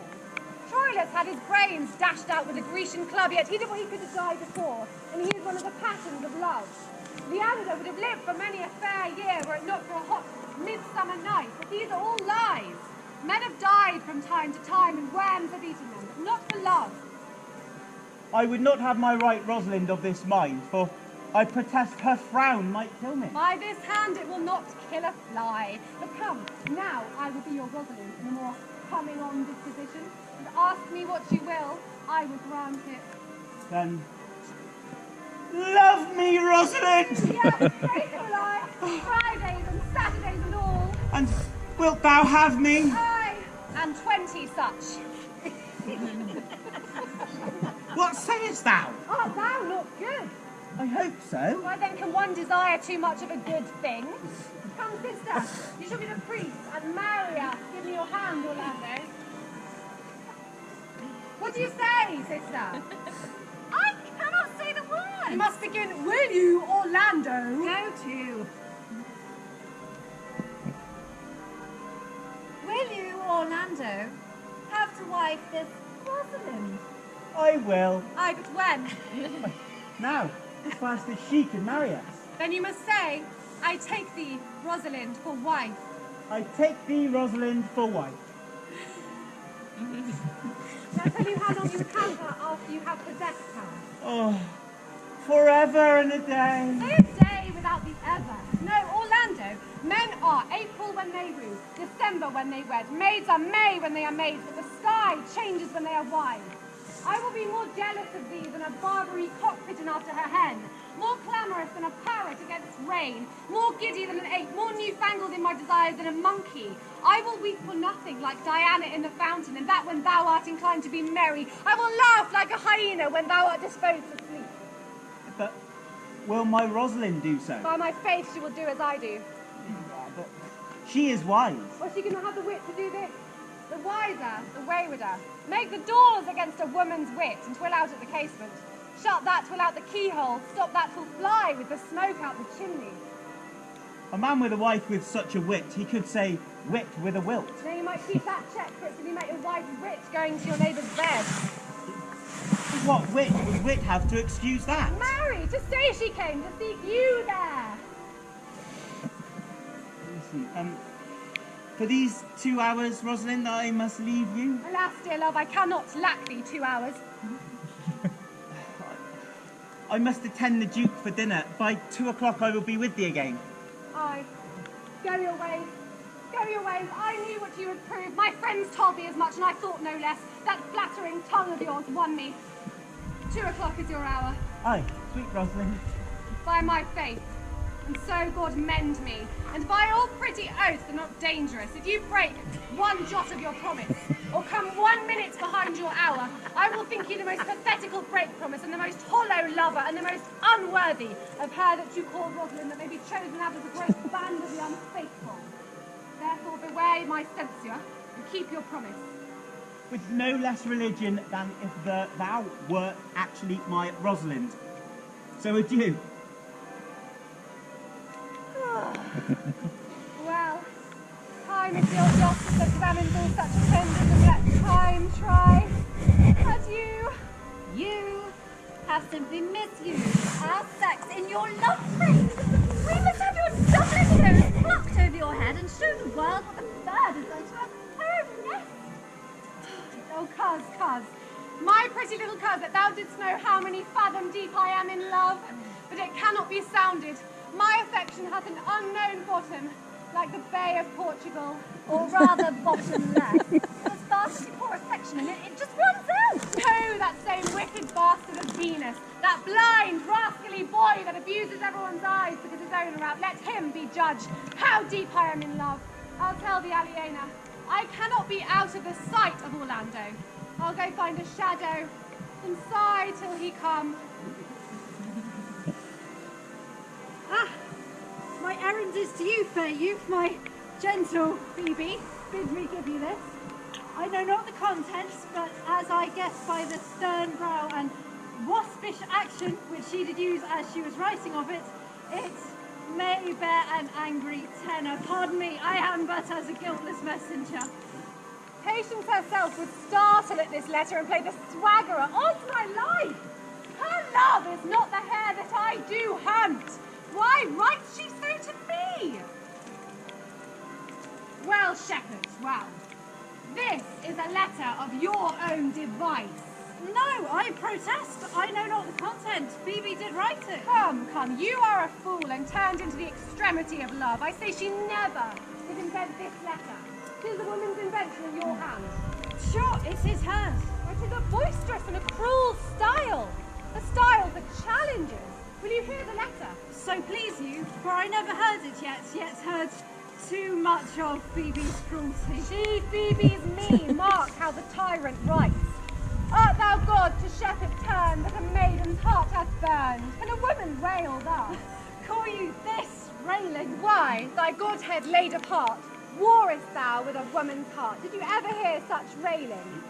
Was the eye of man did woo me, that could do no vengeance to me, deeming me a beast? If the scorn of your bright eye have power to raise such love in mine, alack, in me what strange effect would they work in mild aspect? Was you chid me, I did love, how then might your prayers move? She that brings this love to thee, little knows this love in me. And by her seal up thy mind, whether that thy youth and kind will the faithful offer take of me and all that I can make, or else by her my love deny, and then I'll study how to die. Call you this chiding? Alas, poor shepherdess. Do you pity her? No, she deserves no pity. Wilt thou love such a woman? Want to make thee an instrument and play false strains upon thee, not to be endured. Well, go your ways to her. For I see love hath made thee a tame snake, and say this to her. That if she love me, I charge her to love thee, else I'll never have her. If you be a true lover, hence and not a word. There comes more company. Yes. Good morrow, fair ones. Pray you if you know where in the purlieu of this forest stands a sheep hut, fenced about with olive trees. Oh, west of this place. Down in neighbour Bottom, the rank of osiers by the murmuring stream. Left on your right hand brings you to the place. But at this hour the house doth keep to itself, there is none within. If that an eye should profit by a description, then I should know you by Tom. The boy is fair, of female favour, and bestows himself like a ripe sister. The woman is low and browner than her brother. Are not you the owner of the house for which I did inquire? It is no boast being asked to say that we are.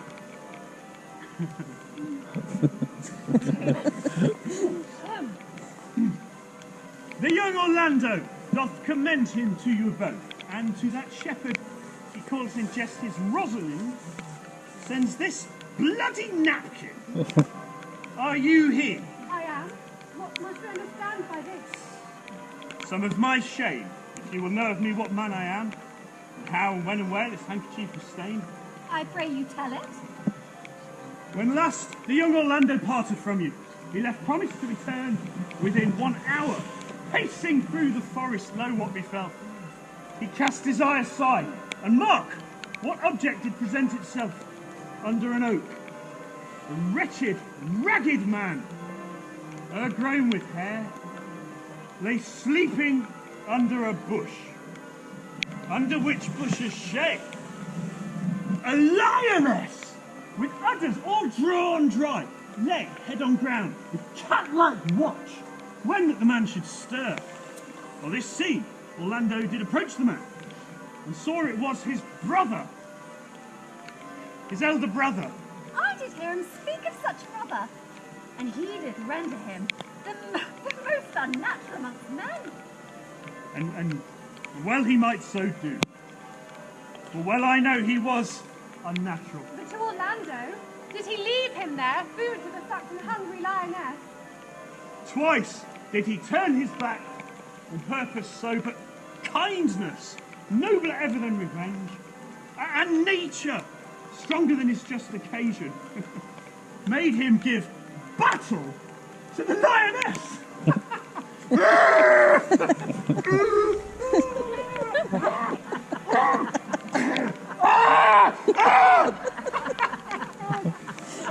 He quickly fell before him, in the which, hurtling from miserable slumber, I awaked. Were you his brother? You he rescued. Was it you who so often tried to kill him? It was I.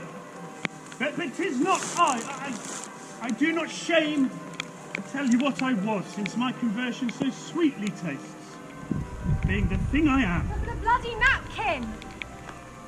In brief, he led me to the gentle Duke, who gave me fresh array and entertainment and committed me unto my brother's love, who led me instantly unto his cave, and there, stripping himself, here on his arm, the lioness had torn some flesh away, which all this while had bled. And now he fainted and cried out in fainting, "Rosalind!" In brief, I recovered him, bound up his wound, and after some small space, being strong at heart, he sent me hither, that I may tell this tale, and you should forgive his broken promise, and to give this napkin dyed in his blood to the shepherd youth he calls in jest his Rosalind. Ganymede! Cousin Ganymede! Many will swoon when they do look on blood. There is more in it. Ganymede! Oh, he recovers. I would home. We will lead you thither. Will you take him by the arm? Come on, youth. Be of good cheer. You're a man. Oh! You're a man?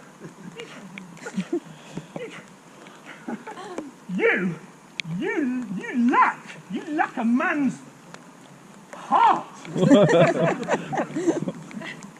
I do. But Sarah, a body would think this was well counterfeited. I pray you, tell your brother how well I counterfeited. Hey-ho! This was no counterfeit. There is too great a testimony in your complexion. This was a passion of earnest. Counterfeit, I assure you. Well then, be of good cheer, youth, and counterfeit to be a man. So I do. But a faith I should have been a woman by rights. You grow paler and paler. Draw you homewards. Sir, will you go with us?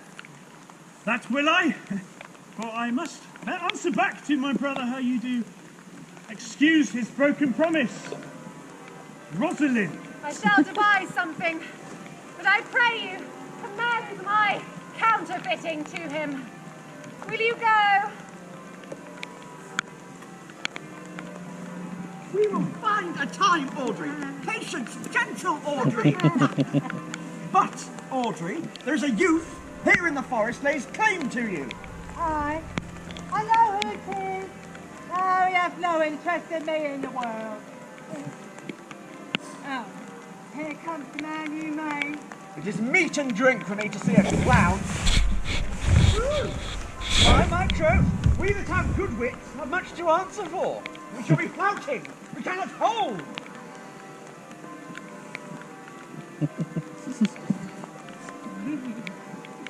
Good evening, Audrey. Yeah, shall take a evening, William. Good evening to you too, sir. Good even, gentle friend. Oh, prithee, cover thy head, prithee, be covered. How old are you, sir? 5 and 20, sir. Ah, right age. Is thy name William? William, sir. Oh, good name. Was born in the forest here. Right, sir. Thank God. Oh, thank God. Ah, good answer. Art rich. Thanks, sir. So-so. So-so? Oh, so-so is good. Very good. Very excellent good. And yet it is not. It is but so-so. Art wise. Right, sir. I'm a pretty wit. Why, thou sayest well. I do now remember a saying, the fool doth think he is wise, but the wise man knows himself to be a fool. The heathen philosopher, when he had a desire to eat a grape, would open his lips when he ate it, meaning thereby that grapes were made to be eaten and lips to open. You do love this woman? Aye, sir. Give me your hand. Art thou learned? No. Then learn this of me. To have is to have. For it is a figure in rhetoric that liquid being poured out of a cup into a glass by filling the one doth empty the other. For all your writers do consent, ipse is he. Now you are not ipse, for I am he. Which he, sir? He, sir, that must marry this woman. Therefore you, clown, abandon, which in the common is leave, the society, which in the boorish is company of this female, which in the vulgar is woman, which together is leave the society of this female, or, clown, thou perishest, or to thy better understanding, diest, or to which I kill thee, make thee away, translate thy life into death, thy liberty into bondage. I will deal with thee in poison, or in bastinado, or in steel. I will ban thee with the infection, or run thee with policy. I will kill thee 150 different ways. Therefore tremble and depart. Oh, do, good William.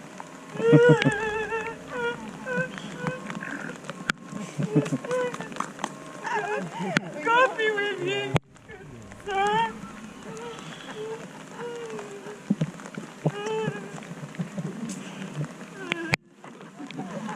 Our master and mistress seek you. Come away. Away! Trip or trip, I attend. I attend.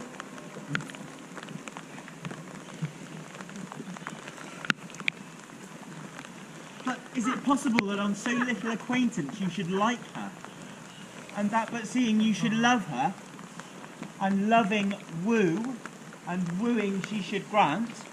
And will you persevere to enjoy her? Oh, neither call the giddiness of it in question, the poverty of her, our short acquaintance, my sudden wooing, nor her sudden consenting.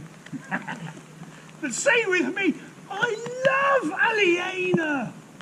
Say with her that she loves me. Consent with both that we may enjoy each other. It shall be to your good, for my father's house, and all the revenue that was old Sir Roland's, will I estate upon you. And here I'll live and die a shepherd.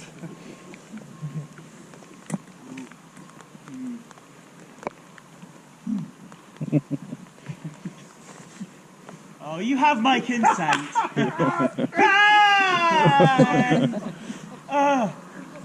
Let the wedding be tomorrow. Oh, and thither will I invite the Duke and all followers to the nuptials. But do you and prepare Aliena, for look, here comes my Rosalind. God save you, brother. And you fair sister. I am so sorry. Oh, my dear Orlando, how it grieves me to see thee wear thy heart in a scarf. It is my arm. I thought thy heart had been wounded with the claws of a lion. Oh, wounded it is, but with the eyes of a lady. Did your brother tell you how I counterfeited a swoon when he showed me your handkerchief? Aye, and greater wonders than that. Oh, I know where you are, mate. 'Tis true, there was never anything so sudden. But your brother and my sister no sooner met but they looked. No sooner looked but they loved. No sooner loved but they sighed. No sooner sighed but they asked one another the reason. No sooner knew the reason but they sought the remedy. And in these degrees have they made a pair of stairs to marriage. They are in the very wrath of love. Clubs could not part them. Aye, and they shall be married tomorrow. And I shall invite the Duke to the nuptials. Oh, how bitter a thing it is to look at happiness through another man's eyes. Why, so much the more tomorrow shall I be at the height of heart heaviness for seeing my brother happy and having all that he desires. Well, then tomorrow I cannot serve your turn for Rosalind. I can live no longer by just thinking. I will weary you then no longer with idle talking. Know of me, for now I speak to some purpose. But I know you are a gentleman of good conceit. I speak not this that you should bear a good opinion of my knowledge, in so much I say I know you are, nor do I labour for a greater esteem than may in some little measure draw a belief from you. To do yourself good, and not to grace me. Believe then, if you please, that I can do strange things. If you do love Rosalind so near the heart as your gesture cries it out, when your brother marries Aliena, shall you marry her? I know into what straits of fortune she is driven, and it is not impossible to me, if it appear not inconvenient to you, to set her before your eyes tomorrow, human as she is, and without any danger. Speakest thou in sober meanings? By my life, I do, which I tender daily. Therefore put you in your best array, bid your friends, for if you would be married tomorrow, you shall, and to Rosalind, if you will. Look, here comes a lover of mine, and a lover of hers. You have done me much ungentleness. To show the letter that I writ my study to seem despiteful and ungentle to you. You are there followed by a faithful shepherdess. Look upon her, love her, she worships you. Good shepherdess, tell this youth what is to love. It is to be all made of sighs and tears, and so am I for Phoebe. And I forget meat. And so am I for Rosalind. I for no woman. It is to be all made of faith and service, and so am I for Phoebe. And I forget meat. And so am I for Rosalind. I for no woman. It is to be all made of fantasy, all made of passion, all made of wishes, all adoration, duty and diligence, all humbleness, all patience and impatience too, all purity, all trial, and all observance. And so am I for Phoebe, and so am I for Ganymede. So am I for Rosalind. So am I for no woman. If this be so, why blame you me to love you? If this be so, why blame you me to love you? If this be so, why blame you me to love you? Who do you speak to? Why blame you me to love you? To her that is not here, or does not hear. Crave no more of this! Howling Irish wolves against the moon. I would love you if I could. I will help you if I can. Tomorrow, meet me all together. I will marry you if ever I marry woman, and I shall be married tomorrow. I will satisfy you if ever I satisfied man, and you shall be married tomorrow. I will content you with what pleases you content you, and you shall be married tomorrow. As you love Phoebe, meet. As you love Rosalind, meet. And as I love no woman, I'll meet. So fare you well. I have left you commands. Oh, not fair if I live, nor I. Nor I. But dost thou believe, Orlando, that this youth can do all that he has done? I sometimes do believe, and sometimes do not. As those that hope they fear, and fear they hope. Patience! Whilst our compact is urged, you say, if I bring in your Rosalind, you will bestow her on Orlando here. That would I, have I kingdoms to give with her. And you say you will have her when I bring her. That would I, were I of all kingdoms king. You say you'll marry me if I be willing. But will I, should I die the hour after? But if you do refuse to marry me, you'll give yourself to this most faithful shepherdess. So is the bargain? You say you'll have Phoebe, if she will, though to have her and death were both one thing. I have promised to make all this matter even. Keep your word, O Duke, to give your daughter. You, yours, Orlando, to receive his daughter. Keep your word, Phoebe, that you'll marry me, or if you else refuse to marry me, to wed this shepherdess. Keep your word, Sylvia, that you'll marry Phoebe, if she refuse me. And so from hence I go, to make these doubts all even. I do remember in this shepherd boy some lively touches of my thought. Yeah, indeed, my good lord, the first time I ever did meet him, I believed he was brother to your daughter. There is, sure, another flood toward. And these couples are coming to the ark. Here comes a pair of very strange beasts, which in all tongues are called fools. Salutations and greetings to you all. Good, my lord. Bid him welcome. This is the motley-minded gentleman that I have so often met in the forest. He has been a courtier, he swears. Oh, nay, if any man doubt that, let him put me to my purgation. I have short a measure. I have flattered a lady, been politic with my friend, smooth with mine enemy. I have undone 3 tables, had 4 quarrels, and like to have fought one. And how was that taken up? Our faith, we met and found the quarrel was upon the 7th cause. How? 7th cause. Good, my lord. Like this fellow. I like him well enough. Oh, God help you, sir. I desire you of the like. I press in here, sir, amongst the rest of the country populaces, to swear and forswear, sir, according as marriage binds and blood breaks, A poor virgin, sir. A very ill-favoured thing, sir, but mine own. A poor humour of mine, sir, to take that no other man will. Rich honesty dwells like a miser, sir, in your poorhouse, as your pearl in your foul oyster. By my faith, he is very swift and sententious. According to the fool's bolt and such dulcet diseases. But to the 7th chord. How did you find the quarrel on the 7th chord? Upon a lie 7 times removed. Bear your body more seeming, Audrey. As thus, sir. I did dislike the cut of a certain courtier's beard. He sent me word. If I said it was not well cut, he was in the mind it was. This is called the retort courteous. If I sent a word again, it was not well cut, he would send me word. He cut it to please himself. This is called the quick modest.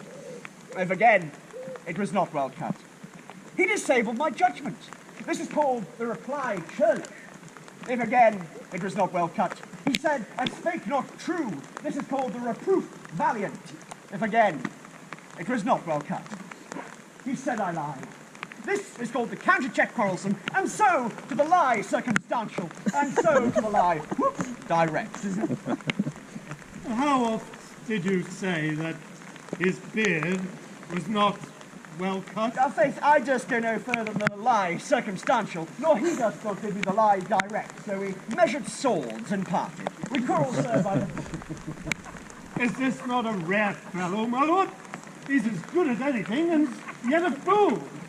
He bears his folly like a stalking horse, and under the presentation of it, he shoots his wit.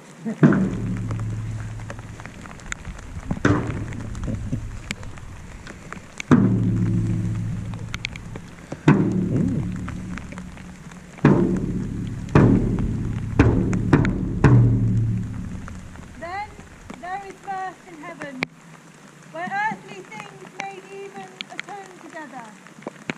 Good Duke, receive thy daughter, tyrant in heaven brought her. Yea, brought her hither, that thou might join her hand with his, whose heart within his bosom is. To you I give myself, for I am yours. To you I give myself, for I am yours. If there be truth in sight, thou art my daughter. If there be truth in sight, thou art my Rosalind.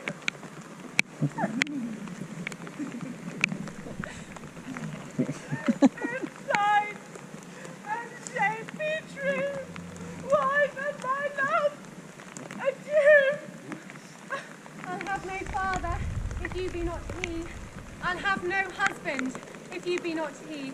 Nor ne'er wed woman, if you be not she.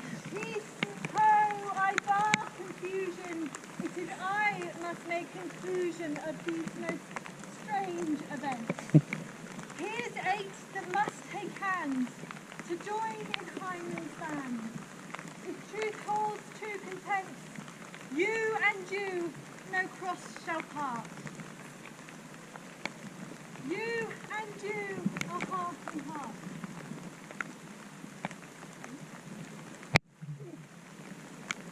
You to her love must accord, and have a woman to your lord.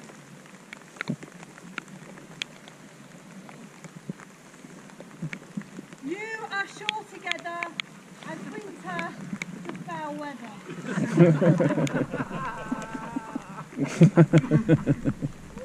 While the wedlock hymn we sing, feed yourselves with questioning, that reason wonder may diminish, how thus we met and these things finish.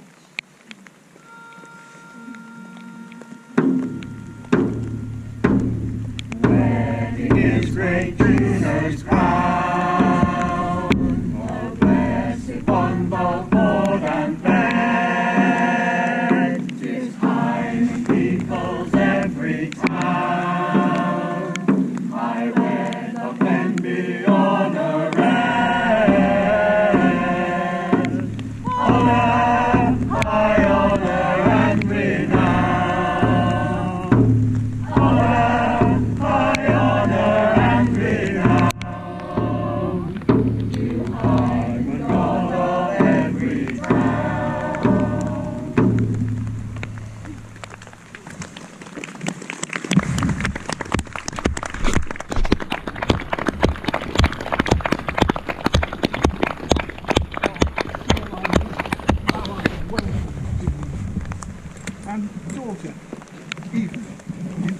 same degree.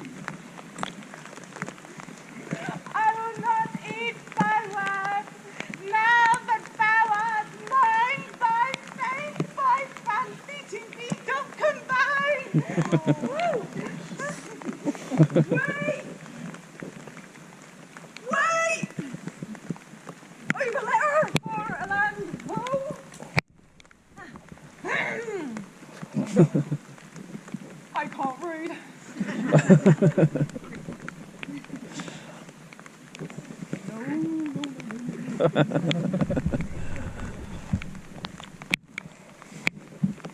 These greetings from my second brother.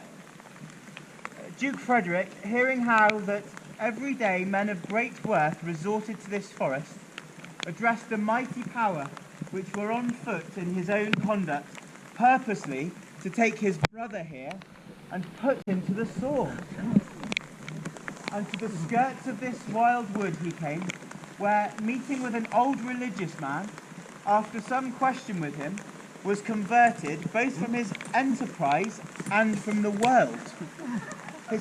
His crown bequeathing to his banished brother, and all their lands restored to them again that were with him exiled.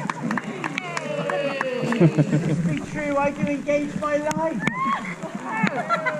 This news offers fair for young Orlando, a land itself at large, a potent dukedom. But first, in this forest, let us do those ends that were here first begot and well begun. And after, every of this happy number that have endured through days and nights with us shall share in the return of our good fortune, each according to their measured states. But let us now forget these new fallen dignities and fall again to our rustic pleasures. Play, music, and brides and bridegrooms all, with heaps of measured joy to the measures fall. Sir, by your patience, if I heard you rightly, the Duke hath put on the religious life and thrown into neglect the pompous court. He hath. To him will I, out of all these convertities, there is much matter to be heard and learned. To you, your former honour I bequeath, your patience and your virtue well deserved. You, to a true love that your true faith doth merit. You, to your land and love and great allies. You, to a long and well-deserved bed. And you, to wrangling. For your loving voyage is but for 2 months' victuals. So, to your pleasures, I am for other than for dancing measures. Stay, Beatrice, stay. To see no pastime I that you would have, I'll stay to know at your abandoned cave. Proceed, proceed. Let us begin those rites that I trust will end in true delights.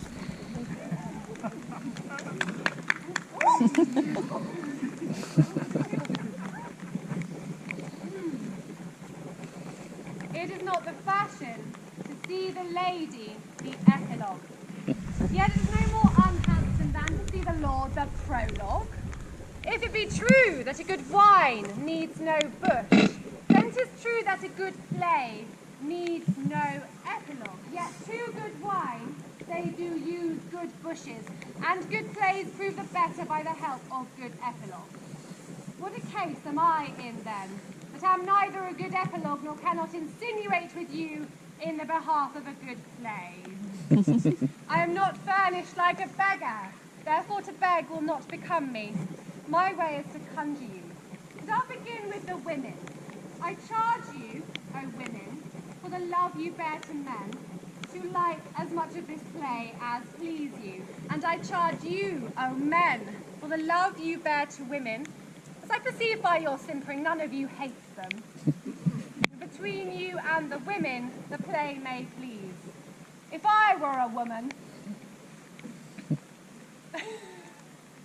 I would kiss as many of you as had beards that pleased me, complexions that liked me, and breaths that I defied not. And I am sure as many as you as have good beards or good faces or sweet breaths will, for my kind offer, when I make curtsy, bid me farewell.